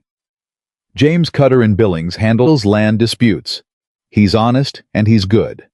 But you need to contact him today, and you need to find every piece of paper connected to that water agreement before Hatch's lawyer does. She stood up. I'd start with your father's papers. She left. Colton sat at the table. Charlotte watched him absorb it, the tightening around his eyes, the particular stillness of a man who is calculating damage. She had seen that stillness before. She had seen it in the April ledger entry sold the East Pasture had to written in different ink. Your father's papers, she said. Where are they? In the chest in the front room. I haven't gone through them since April, she said. He looked at her. Since April. Then we start there. She got up from the table. Do you want coffee first, or do you want to start? He looked at her for a moment. That look again. The one that wasn't a calculation, but was something simpler and harder than that. Start, he said. They went to the front room together. The chest was cedar old, the corners worn soft with handling. Colton lifted the lid, and Charlotte sat beside him on the floor, and they went through it systematically, the way she had gone through the ledger, methodically, without sentiment. Sentiment, though, she could feel the sentiment in the way his hands slowed on certain things and then moved forward. His father's handwriting was nothing like his. Looser, bigger, a man who had written quickly and with confidence. There were receipts, letters, land survey records from the original homestead claim. There was a photograph of a woman and a man standing in front of what was recognizably a younger version of Raven Creek Ranch. The fence line not yet built, the barn half its current size. Charlotte did not comment on the photograph. She kept going through the papers. 40 minutes in, she found it. Not a formal document. A letter 2 pages written in her father's hand, addressed to a man named Robert Hayes, and signed by a man named Tom Whitfield. It laid out the water access arrangement in full, the creek that ran along the northern edge of the Whitfield property, the right of passage for Raven Creek cattle, the informal agreement that had held for 19 years because both families had needed it to. It was not a legal document, but it was a letter signed and dated that described the agreement in detail and used the word permanent. Is this enough? Charlotte asked. Colton read it twice. Cutter will know. It establishes intent. It establishes that both parties understood the agreement as binding. She turned it over. Do you have any record of payments or exchanges related to the arrangement? Anything that shows ongoing acknowledgement. How was already going back through the chest. He pulled out a thin sheaf of receipts bound with twine. My father paid Whitfield $10 a year. Said it was a good faith acknowledgement. I kept doing it after I took over the ranch. Do you have the receipts? He handed her the sheaf. She untied it and counted. 14 years of annual payments, every one of them dated and signed by Tom Whitfield. Hatch bought the property in February, she said. Did you pay Whitfield before he sold? January, like always. And the receipt? He looked at her. It's in there. She found it. January of this year, signed by Tom Whitfield, 2 months before Hatch bought the property. $14. Colton had raised the good faith amount. She did not know why that detail moved her, but it did. He had raised it without being asked, without anyone to see it. This is enough, she said. It's not a guarantee, but it's enough for Cutter to work with. The established practice, the correspondence, the last payment before the sale. She looked up. Hatch can contest all he wants. This is not a weak position. Colton looked at her. He was sitting on the floor of his front room with his father's papers around him, and he looked for one unguarded moment, like a man who had been carrying something very heavy for a long time and had just been offered a hand. "Thank you," he said. It was quiet, direct, nothing extra. "Don't thank me yet," she said. "Thank me when Cutter wins." She started organizing the papers into an order that would be useful. He sat and watched her do it. "My mother used to do that," he said. "What? Organize things before they needed to be organized.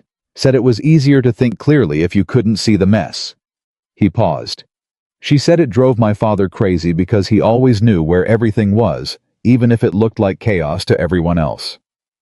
Charlotte looked up. He was looking at the chest, not at her. "They must have been something," she said. "They were." He was quiet for a moment. "They used to argue in the kitchen at night. Not badly, not angry arguing, just talking things through, loud. My mother never said anything quietly if she could help it, and my father always said the most important thing last, when she thought he was done." He almost smiled. "I used to lie in bed and listen." Charlotte held the papers in her hands and said nothing. She thought about 5:30 mornings and coffee cups and curtains never hung until she hung them. "You're not like her," Colton said. She was louder. More, she filled the room up. "You're not like that." "No," Charlotte agreed. "But sometimes I hear you talking to Pete about the accounts and I think—" He stopped. He looked at the floor. "Never mind." "What?" she said. "I think the house sounds right," he said. "Is all." Charlotte looked at him. He looked at the papers. She tied the sheaf back together and set it on top of the organized stack. "I'll write to Cutter this afternoon," she said. "If you want?" "Yeah," he said. "I want." They did not go to Judge Aldridge that day, or the next. Charlotte wrote to James Cutter in Billings and received a reply by Friday fast, because Abigail had apparently sent her own letter the same afternoon, describing the situation as urgent, which Charlotte filed under maddening and effective. Cutter confirmed that the materials Charlotte described were sufficient to establish a strong claim. He would ride to Willow Creek the following Tuesday to review the originals and file a formal counter to Hatch's complaint. Hatch found out by Saturday. He came to the ranch himself, which was different from the last time. The last time he had come alone and been careful. This time he brought his lawyer, a thin, precise man named Garrett, who carried a leather case and wore a suit that was wrong for ranch country, in the way of a man who wanted you to know he was from somewhere else. Charlotte was on the porch. She did not go inside. Hatch looked at her. He looked at the house. He looked at the curtains in the windows and the account book on the porch railing and the particular arrangement of someone who lives somewhere rather than visits. "I need to speak with Hayes," he said. "He's in the barn," Charlotte said. "I'll get him." "I'll wait." "You'll wait on the road," she said pleasantly. "Or you're welcome to come back when Mr. Cutter is here on Tuesday, at which point anything you'd like to discuss can be discussed properly." Garrett made a small sound. Hatch's expression went through three things: quickly, surprise, irritation, recalibration. "Mrs. Hayes, Miss Bennett. The water rights complaint is a legal matter between property owners. Then it's a matter for lawyers, not for ranch visits on a Saturday." She looked at him without blinking. "Mr. Hatch, you bought the east pasture when this ranch was having a difficult quarter, and the man running it was grieving. You've spent 2 years trying to leverage that into acquiring the rest of it, and now you've filed a legal complaint timed precisely to a personal transition you've been monitoring through third parties." She held his gaze. "I think you know that James Cutter is going to have an interesting time with that pattern when he presents it to the judge." Hatch stared at her. Garrett was looking at his leather case with the careful non-expression of a man who has just realized his client may have underestimated the situation significantly. "I made a fair offer on this property," Hatch said. His voice had changed, the social ease gone out of it, something harder underneath. "You made an opportunistic offer," Charlotte said.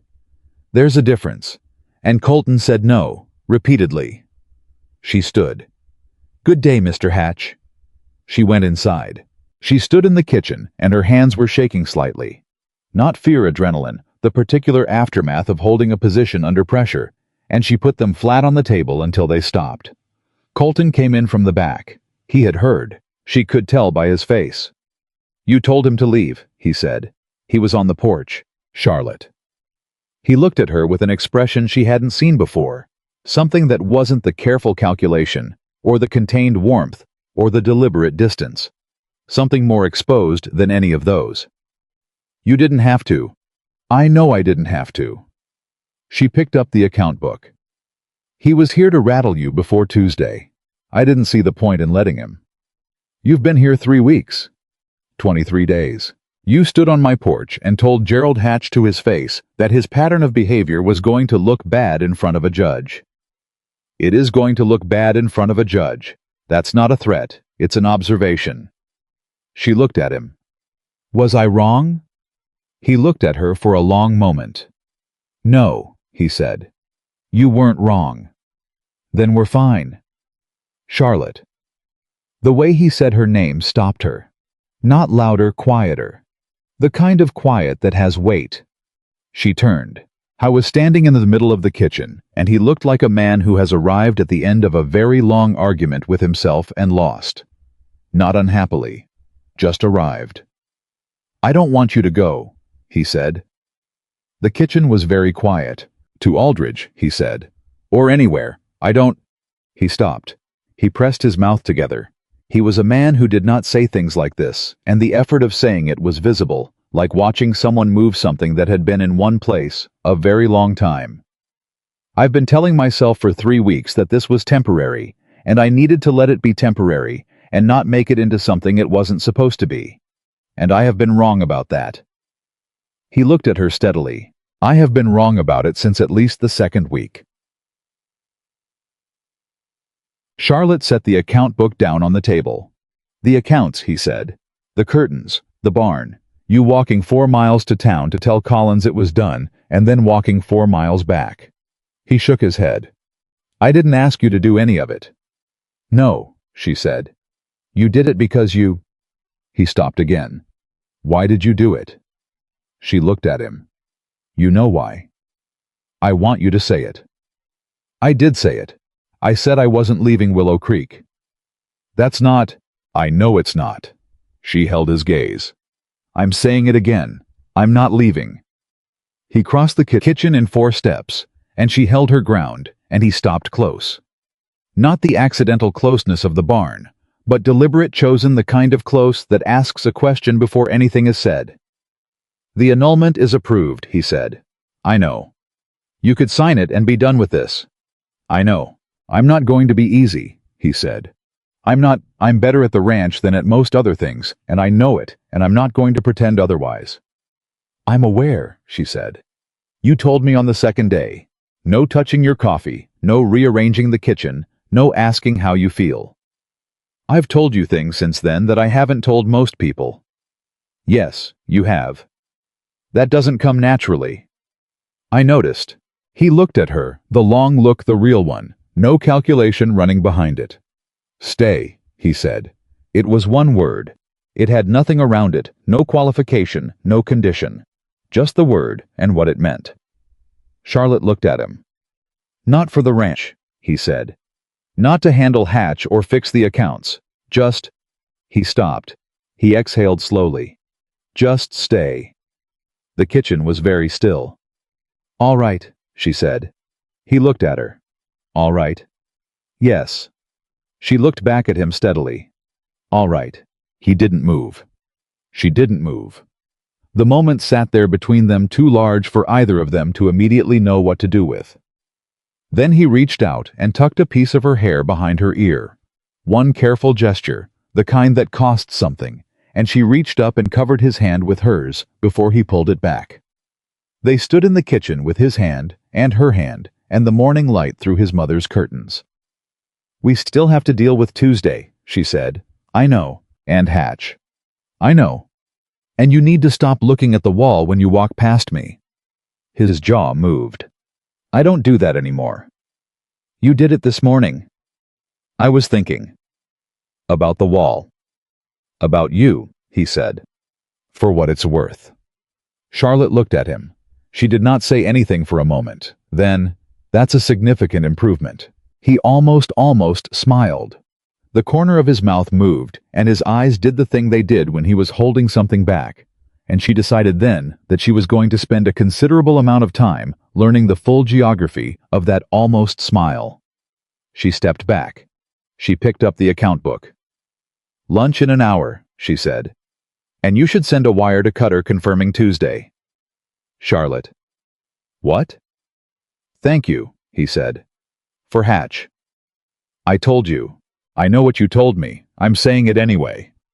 She looked at him over her shoulder. "You're welcome," she said. "Now send the wire." He picked up his hat. He went to send the wire. Tuesday came with a clear sky and the particular charged stillness of a day that matters. James Cutter arrived on the morning stage, a compact, gray-haired man who moved with the economy of someone who spent his time in courtrooms and had no energy to spare for anything that wasn't necessary. He shook Charlotte's hand first, which she noted with approval, and then Colton's, and then he sat at the kitchen table and spread the papers out and read everything she had organized with the focused silence of a professional doing what he was best at. "This is good work," he said, looking at the organization of the documents. "Charlotte put it together," said Colton. Cutter looked at her. "You have legal training." "No. Arithmetic and pattern recognition. Same thing in land disputes." He turned back to the papers. "The letter from Whitfield is the foundation. The payment receipts establish continuous acknowledgement. The January receipt." He held it up. 2 months before the sale to Hatch. "This is your cleanest piece." He set it down. Hatch's complaint is that the agreement was informal and unrecorded. "We're going to argue that 19 years of continuous documented practice constitutes implied easement under Montana Territorial Code. Aldridge knows the code. He's not friendly to manufactured disputes." "Can Hatch win?" Colton asked. "He can make it complicated. He can't win." Cutter looked at him steadily. "But I want to take this to Aldridge today before Hatch's lawyer does something creative with the weekend. Is that possible?" "That's why you're here," said Colton. Cutter nodded. He began reordering the papers for presentation. Charlotte stood up to refill the coffee. Gus knocked on the back door, and she opened it. He had a look on his face that meant something had happened. "Hatch's man was at the North Creek this morning," Gus said. "Before first light, just standing there, looking." Cutter heard this. He looked up.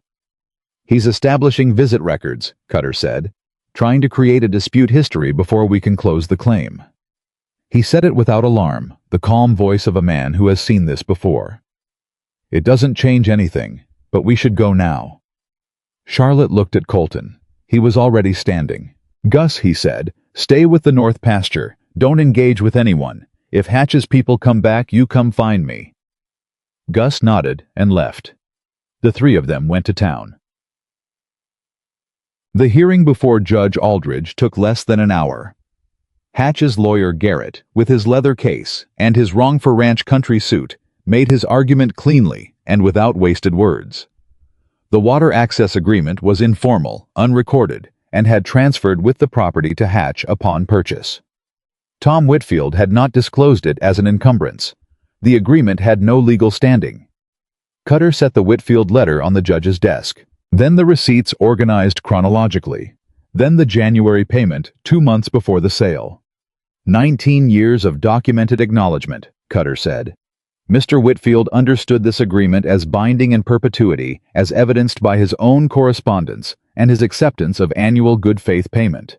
His failure to disclose this encumbrance to Mr. Hatch at the time of sale is a matter between those two parties. It does not extinguish the agreement itself. Aldridge read the Whitfield letter twice. He looked at the January receipt. He looked at Hatch. "Did you conduct a title search before purchase?" Aldridge asked Garrett. Garrett paused for precisely 1 beat too long. "The standard review. Did you search for encumbrances?" The property was presented as Garrett. Aldridge's voice was flat. "Yes or no?" Another pause. "The search was not comprehensive." Aldridge looked at Hatch. Hatch looked at the table. "Mr. Hayes's water access is confirmed as an established easement," Aldridge said. "I'm recording it formally today.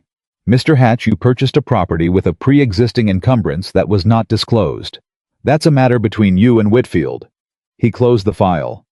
This dispute is resolved. Garrett began to say something. Aldridge looked at him. Garrett stopped. Hatch stood up. He straightened his jacket.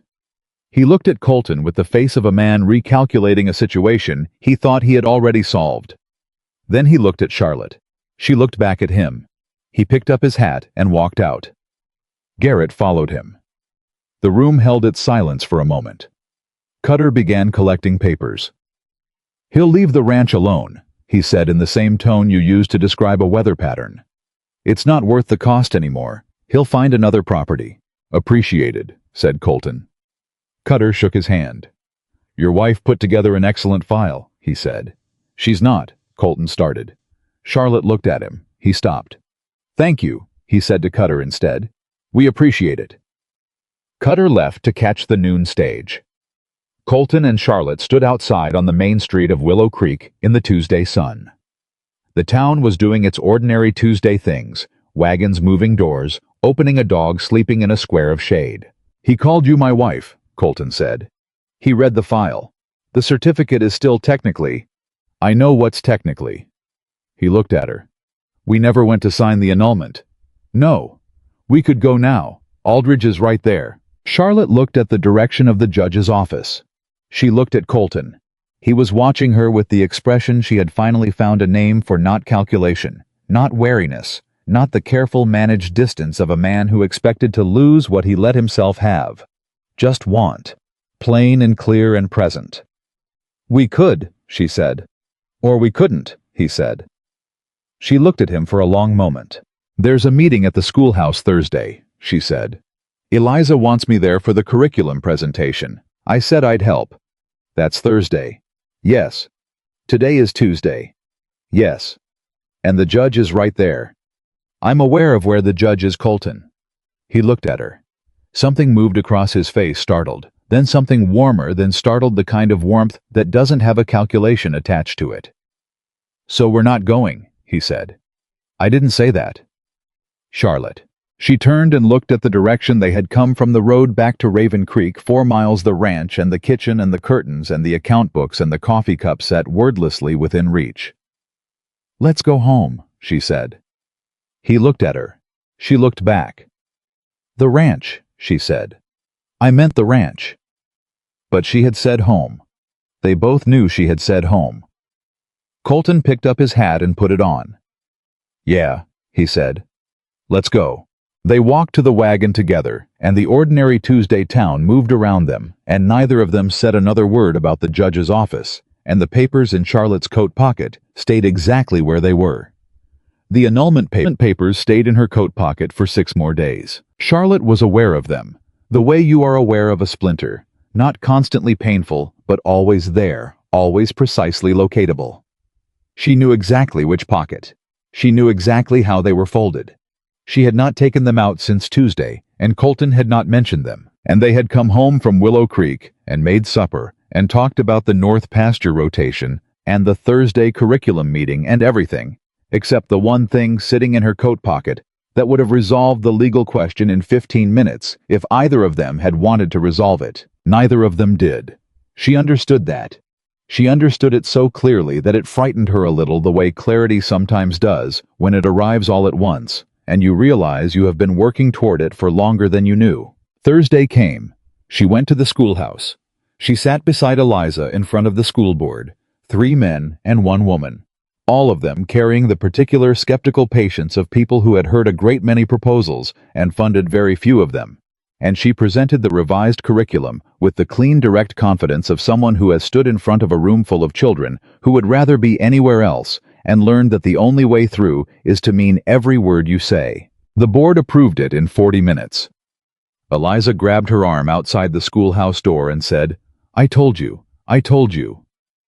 "You told me," Charlotte agreed. "The position," Eliza said.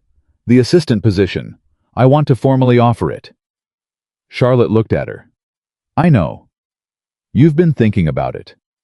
"I've been thinking about everything," said Charlotte. Eliza looked at her with the frank, uncomplicated gaze that Charlotte had come to love about her, She never dressed things up, never edged around what she meant.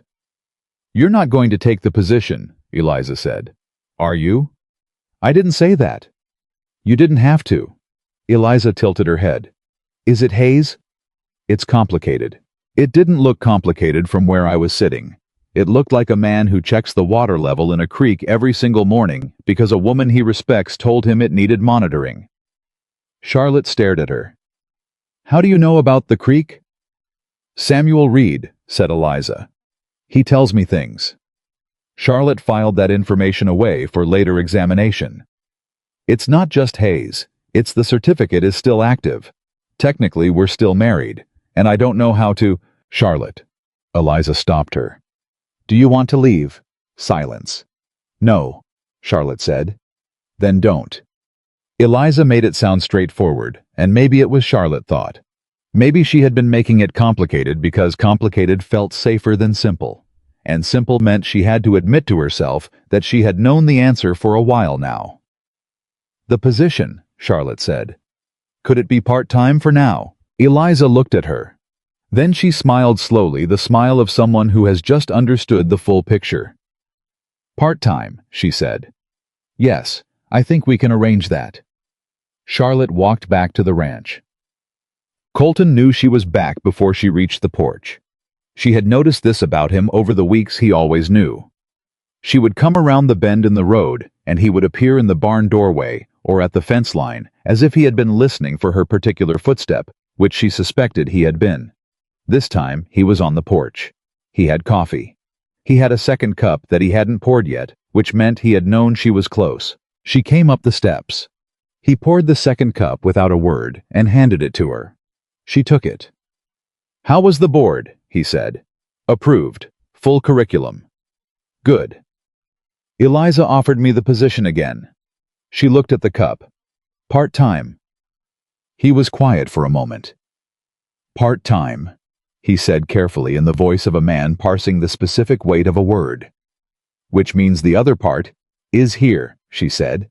If you want that." He looked at her directly. "You know I want that. I said so." "You said you didn't want me to leave." "That's not precisely the same thing." "Charlotte." He said her name in the quiet way he had learned to say it, the way that had weight. "I want you here. Not for the accounts. Not for Hatch. I want you here because this house it's different now. I'm different now. And I'm not prepared to go back to what it was before." She looked at him. "That's the most words you've said at one time," she said. "I've been saving them." She almost laughed. She looked at her coffee. "The annulment papers are in my coat pocket." "I know. I've had them for 6 days." "I know that too." "I don't want to sign them," she said. The words landed. He went very still. "I'm not saying that because of the certificate," she said. "I'm not saying it because of what's convenient or what makes the ranch easier to run. I'm saying it because I came out here looking for a place to start over and I found—" She stopped. She looked at him. "I found more than that. And I know that wasn't what either of us planned. And I know you've been careful about it because you've been hurt before. And I've been careful about it because I've never wanted something this particular before.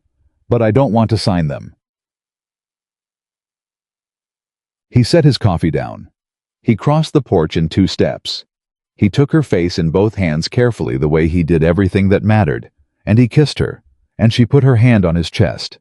And it was nothing like the accidental collision of 2 strangers, and everything like the deliberate choice of 2 people who have seen each other clearly and decided yes anyway. When he pulled back, he was looking at her with the expression she had been slowly learning, the one she now knew was what he looked like when he was not managing anything, when he was just there. "Then don't sign them," he said. "I won't," she said. "Good. We should probably talk to Aldridge. Tomorrow." "Colton." "Tomorrow," he said. "Tonight I want to sit on this porch and not talk about Aldridge." Charlotte looked at him. "All right," she said. "Tonight we don't talk about Aldridge." She sat down in her chair. It had become her chair. She wasn't sure when exactly, but Gus had stopped sitting in it 2 weeks ago without anyone saying anything about it, and he sat in his, and they drank their coffee in the particular silence that is not the absence of things, but the presence of everything that doesn't need to be said. Below the porch, the ranch breathed around them. Samuel Reed arrived the next morning at 7, with the expression of a man who has heard something and is physically incapable of not coming to confirm it in person. "Eliza told me," he said, before he'd finished tying his horse. "What did Eliza tell you?" said Colton from the porch. "That Charlotte's staying. Part-time at the school, part-time here." He looked between them. "Also that the annulment papers have been sitting in a coat pocket for 6 days, and nobody's signed anything." "Eliza talks too much," said Charlotte. "Eliza and Abigail both. They've been corresponding." Samuel came up the porch steps with the barely suppressed energy of someone who has been waiting for an outcome and is thrilled with the result. He looked at Colton. "You told her." "Some things," said Colton. "He said 17 words at once," Charlotte offered. Samuel put his hand on his chest. 17 whole words, consecutively. Samuel, Colton said, "I'm just saying, 17 words. In my experience, that's a declaration of Samuel." Samuel grinned. He sat on the porch rail. He looked at the ranch, the curtains, the repaired fence, the account book on the railing, and his grin went quieter and more real. "Your father would have liked her," he said to Colton. "Not teasing, just honest." Colton looked at the fence line. "I know," he said. Charlotte looked at her coffee. The morning moved around them easy and ordinary, and she thought about how you could come to a place by accident and find that accident was the wrong word for it entirely. They went to see Aldridge that afternoon, not to sign the annulment. Aldridge looked at them across his desk with the patient expression of a man who has been a judge in a small town long enough to be surprised by very little. "You want to what?" he said. "We want to keep the certificate as it stands," Colton said. "Legal and current." Aldridge looked at Charlotte. "Is that your position as well?" "It is," she said. He looked between them. He took off his glasses and cleaned them, which Charlotte had come to understand was his version of taking a moment. "The original certificate was filed in error."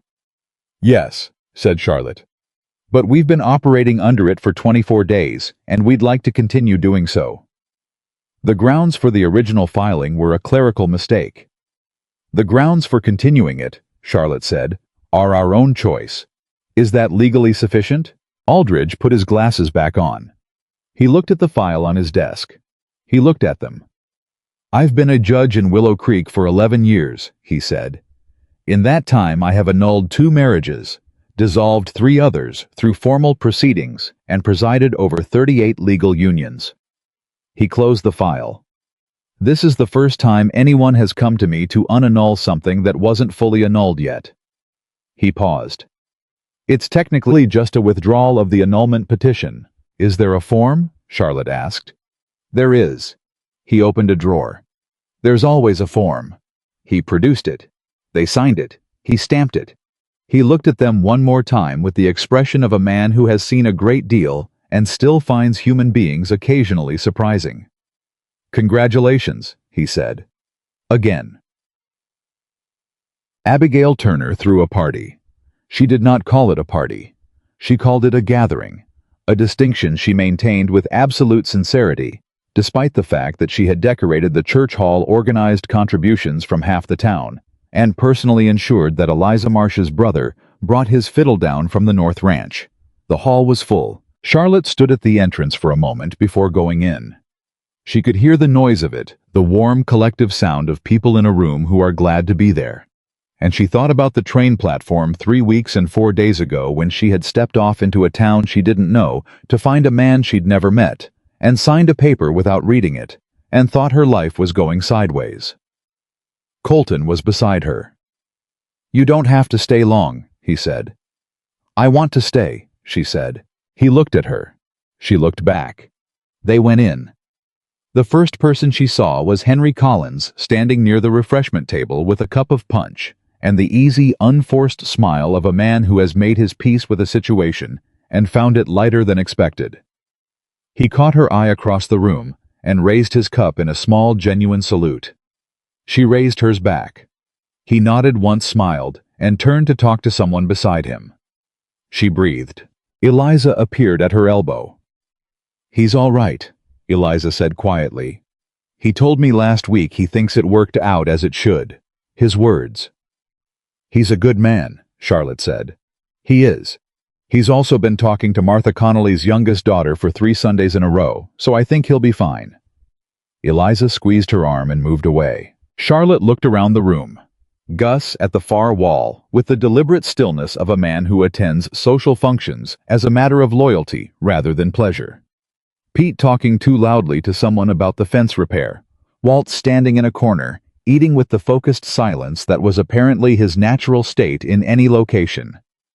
Abigail moving through the room like a ship under full sail, making sure everything was right, and everyone knew she was the reason it was. Samuel Reed appeared with 2 cups and handed one to Colton. "Speech," he said. "Absolutely not," said Colton. "Just a few words." "No." Colton. "Samuel, if I make a speech, I will say something wrong, and Charlotte will correct me in front of everyone, and then I will have to stand there and be corrected, and that's not how I want the evening to go." Charlotte turned to look at him. "I don't correct you. You corrected my water measurement on the creek. You were off by an inch. You told Gus. Gus needed to know for the pasture rotation." "See?" said Colton to Samuel. "This is what I mean." Samuel was laughing, really laughing the full version, and Charlotte realized she was smiling, and Colton's jaw was doing the thing she now knew was the almost smile, and the room was warm around them. "No speech," she said. "We're fine without a speech." "Thank you," said Colton. "You're welcome." She took his cup from him, drank from it, handed it back. He looked at the cup. He looked at her. He did not say anything. He didn't need to. Eliza's brother played the fiddle later after the food, and the room rearranged itself into the particular formation of people who are considering dancing, but waiting to see who goes first. Abigail solved it by simply pulling Gus onto the floor, which Gus accepted with the expression of a man who has known Abigail long enough not to bother objecting. Pete went next with the hopeful energy of a young man who has spotted someone across a room. Charlotte was watching all of this when Colton appeared beside her. "I don't dance," he said preemptively. "I know. I mean it. I'm not—" "Colton, I know." She looked at him. "I wasn't going to ask." He stood beside her. Now close enough that she could feel his arm against hers. Not touching, but present the particular nearness of a man who has stopped maintaining the 6 inches of deliberate air. "My mother used to make my father dance," he said. "Did he badly? He said he had 2 left feet and he was telling the truth." He watched the floor. She didn't care. She said it wasn't about the dancing. Charlotte looked at him. "What was it about?" She said it was about showing up in front of everyone and not being embarrassed to be standing next to the person you chose. He was quiet for a moment. She said that's all a marriage really was, showing up, not being embarrassed. Charlotte looked at the dancers. She looked at the room, these people she had known for less than a month, and who had known her for less than a month, and who had watched the whole accidental, improbable trajectory of the last 25 days, with the invested attention of a small community that understands its own stories. "I'm not embarrassed," she said. "No," he said. "Neither am I." He held out his hand. She looked at it. She looked at him. "I thought you didn't dance," she said. "I don't." He kept his hand out. But she said it wasn't about the dancing. Charlotte looked at his hand. She had come 2,000 miles looking for a place to start over. She had signed the wrong paper and found the wrong man and walked into a kitchen where a recipe card lived in a ceramic pot and curtains waited in a linen chest and an account book hadn't been opened in 4 months because the man who owned it was grieving something he hadn't figured out how to name yet. She had fixed the accounts. She had hung the curtains. She had used the recipe card. She put her hand in his. He led her onto the floor. He was as advertised, not a good dancer.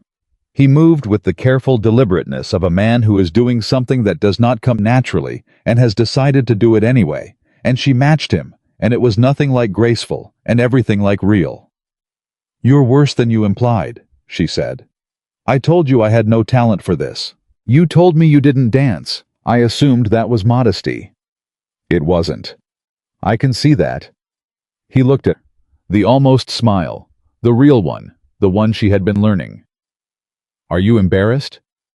She thought about the train platform, the post office, the certificate, the ledger, and the curtains, and the barn in the storm, and the letter on the table, and a man standing in a kitchen saying, I don't want you to go, like it cost him something real to say it. No, she said. I'm not embarrassed. He pulled her slightly closer. Not dramatic, just closer. The distance of a decision. Good, he said. It was the same word he had said on the train platform, the very first one, when she had told him she'd married the wrong man, and he had looked at her with those dark, unimpressed eyes and said, Good. She remembered thinking then that she didn't know what he meant. She knew now. Around them. The fiddle played, and the room moved, and Abigail Turner watched from the edge of the floor with the satisfied expression of a woman who had known exactly how this was going to go from the moment she had read that marriage certificate out loud on a train platform and watched two strangers look at each other like they were already solving a problem they hadn't been given yet. She had been right. She usually was. They drove home in the dark, the two of them, the wagon moving easy on the familiar road. The night was clear, and the stars were the particular dense pressing kind that only happen far from city light and Montana. In July smelled like dry grass and something cooler coming down from the mountains. Charlotte had her coat around her shoulders, and the annulment papers were still in the pocket folded, going nowhere. Colton drove. He drove the way he did everything, steady, unhurried, sure of the road. The school board, he said. They approved the curriculum. Full proposal. That was yours. It was Eliza's. I just fixed the structure. Charlotte. He glanced at her. It was yours. She looked at the road ahead. Part of it. You should think about what else you want to do with it. The part-time position. Whether there are other things the school needs. He was quiet for a moment. The town's growing. There are going to be more children. Eliza said that. Eliza's right. Another pause. You'd be good at it. Building something. You're good at that. She looked at him. He was watching the road. You fixed my accounts, he said. In a week. 4 months of neglect, and you fixed it in a week, and then you started seeing things in the numbers that I'd stopped being able to see. He kept his eyes forward. You see the shape of things. How they fit together where they're wrong, what they'd look like if they were right. He glanced at her again. The school could use that. The ranch uses it, she said. The ranch will be fine, he said.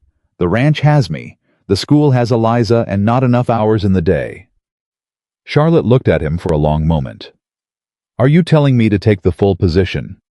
I'm telling you to consider it. The ranch. I managed the ranch before you got here. You hadn't opened the accounts in 4 months. I was having a difficult spring. Colton. Charlotte. He turned to look at her just briefly, just enough. I want you here. I mean that. But I don't want you here instead of something. I want you here and something. He looked back at the road. You came out here to start over. Start over the whole way. She sat with that. The wagon rolled on. She thought about 30 children, and arithmetic, and a schoolhouse in Syracuse, where she had taught 6 years and left a dent in the world, the size of what one good teacher leaves, which is not small. She knew that she had always known that, but it was a different shape than what she could see from here. She thought about what it would mean to build something in a place. Not pass through it. Not wait out a clerical error. Build. Both, she said. What? The school and the ranch, both. She looked at him. Part-time to start, until we know what the school actually needs. But I want to build the program properly. A real sequence, not just a one-room patchwork. She paused. And I want to get the ranch accounts on a quarterly review system, so you can't ignore them for 4 months again. He was quiet. That's ambitious, he said. Yes. It's going to take time. Yes. You sure? Colton, I walked 4 miles to tell Henry Collins I wasn't the right woman for him, and 4 miles back to your porch. I think you know I'm sure. His jaw moved. The road moved under them. The stars were very bright. All right, he said. All right, she said. They drove the rest of the way in the particular silence that is not absence, but abundance. All the things that don't need saying because they have already been said, and the ones that haven't been said yet, but will be in the ordinary course of ordinary mornings over coffee cups and account books and a kitchen where his mother's curtains finally hang in the windows, and the recipe card sits by the stove where anyone who wants it can find it. 2 weeks later, Charlotte walked into Eliza's schoolhouse on the first day of the new term and wrote her name on the board, Miss Bennett Arithmetic and Reading. Eliza looked at the board. You kept Bennett. For the school, Charlotte said. The children don't need to know the rest of it. But you are? Yes. Charlotte picked up the chalk. But in here I'm Miss Bennett. I worked 6 years to be Miss Bennett. I'd like to keep being her. Eliza smiled. Fair enough. The children filed in. Charlotte looked at them 7 to 15, the whole range, a boy in the back who she already suspected could do algebra, and a girl in the front who held her slate pencil like it had personally wronged her. She thought about a man on a porch who had held out his hand and said, "It's not about the dancing." She turned to the class. "Good morning," she said. "We're going to start with arithmetic because it is the foundation of everything else, and once you understand the foundation, the rest of it makes sense." She looked at them. "Trust me on that. I know it from experience." The boy in the back raised his hand. "What experience?" "I signed a document without reading it," Charlotte said. "And it changed my life. So we're going to start with always read what you sign." The class laughed. Eliza from her desk in the corner put her hand over her mouth. Charlotte smiled. She picked up the chalk and began. At Raven Creek Ranch that same morning, Colton Hayes opened the account ledger. He opened it at the first page of Charlotte's corrections, the ones she had made the night she had fallen asleep at the desk, with the pencil still in her hand, and he read through them the way he had read them a dozen times now.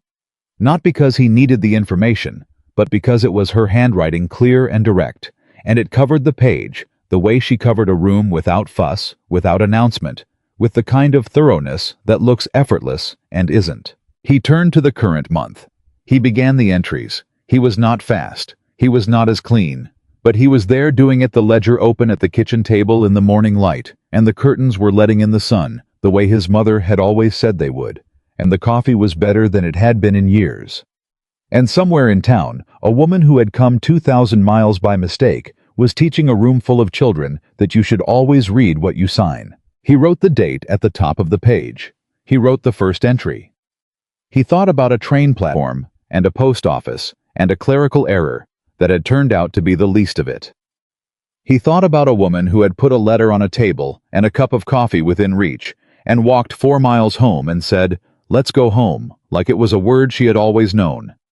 He thought about showing up, not being embarrassed. He wrote the second entry. He kept going. Outside the ranch was doing what it always did. The horses moving in the barn, the cattle shifting in the north pasture, the creek running at a good level because someone had told him to monitor it and he had listened. The day was ordinary. The day was everything. He had a wife. Not by accident. Not anymore. He had a wife because she had walked back down that road when she could have walked any other direction, and because he had held out his hand in a room full of people, and she had taken it, and because the best things he had ever had in his life had come not from planning, but from the willingness to hold on once they arrived. He finished the entry. He closed the ledger. He put it back in the drawer, not the desk drawer where she had found it, neglected, but the kitchen shelf where he could reach it easily, where it belonged. He picked up his hat. He went to work. The morning was clear, and the grass was dry, and the mountains stood, the way they always stood, indifferent and enormous and beautiful, and Colton Hayes walked out into it, feeling for the first time in a very long time like a man who had not lost the most important thing, but found it, by accident. On a Tuesday. In a post office. Because someone had signed the wrong paper.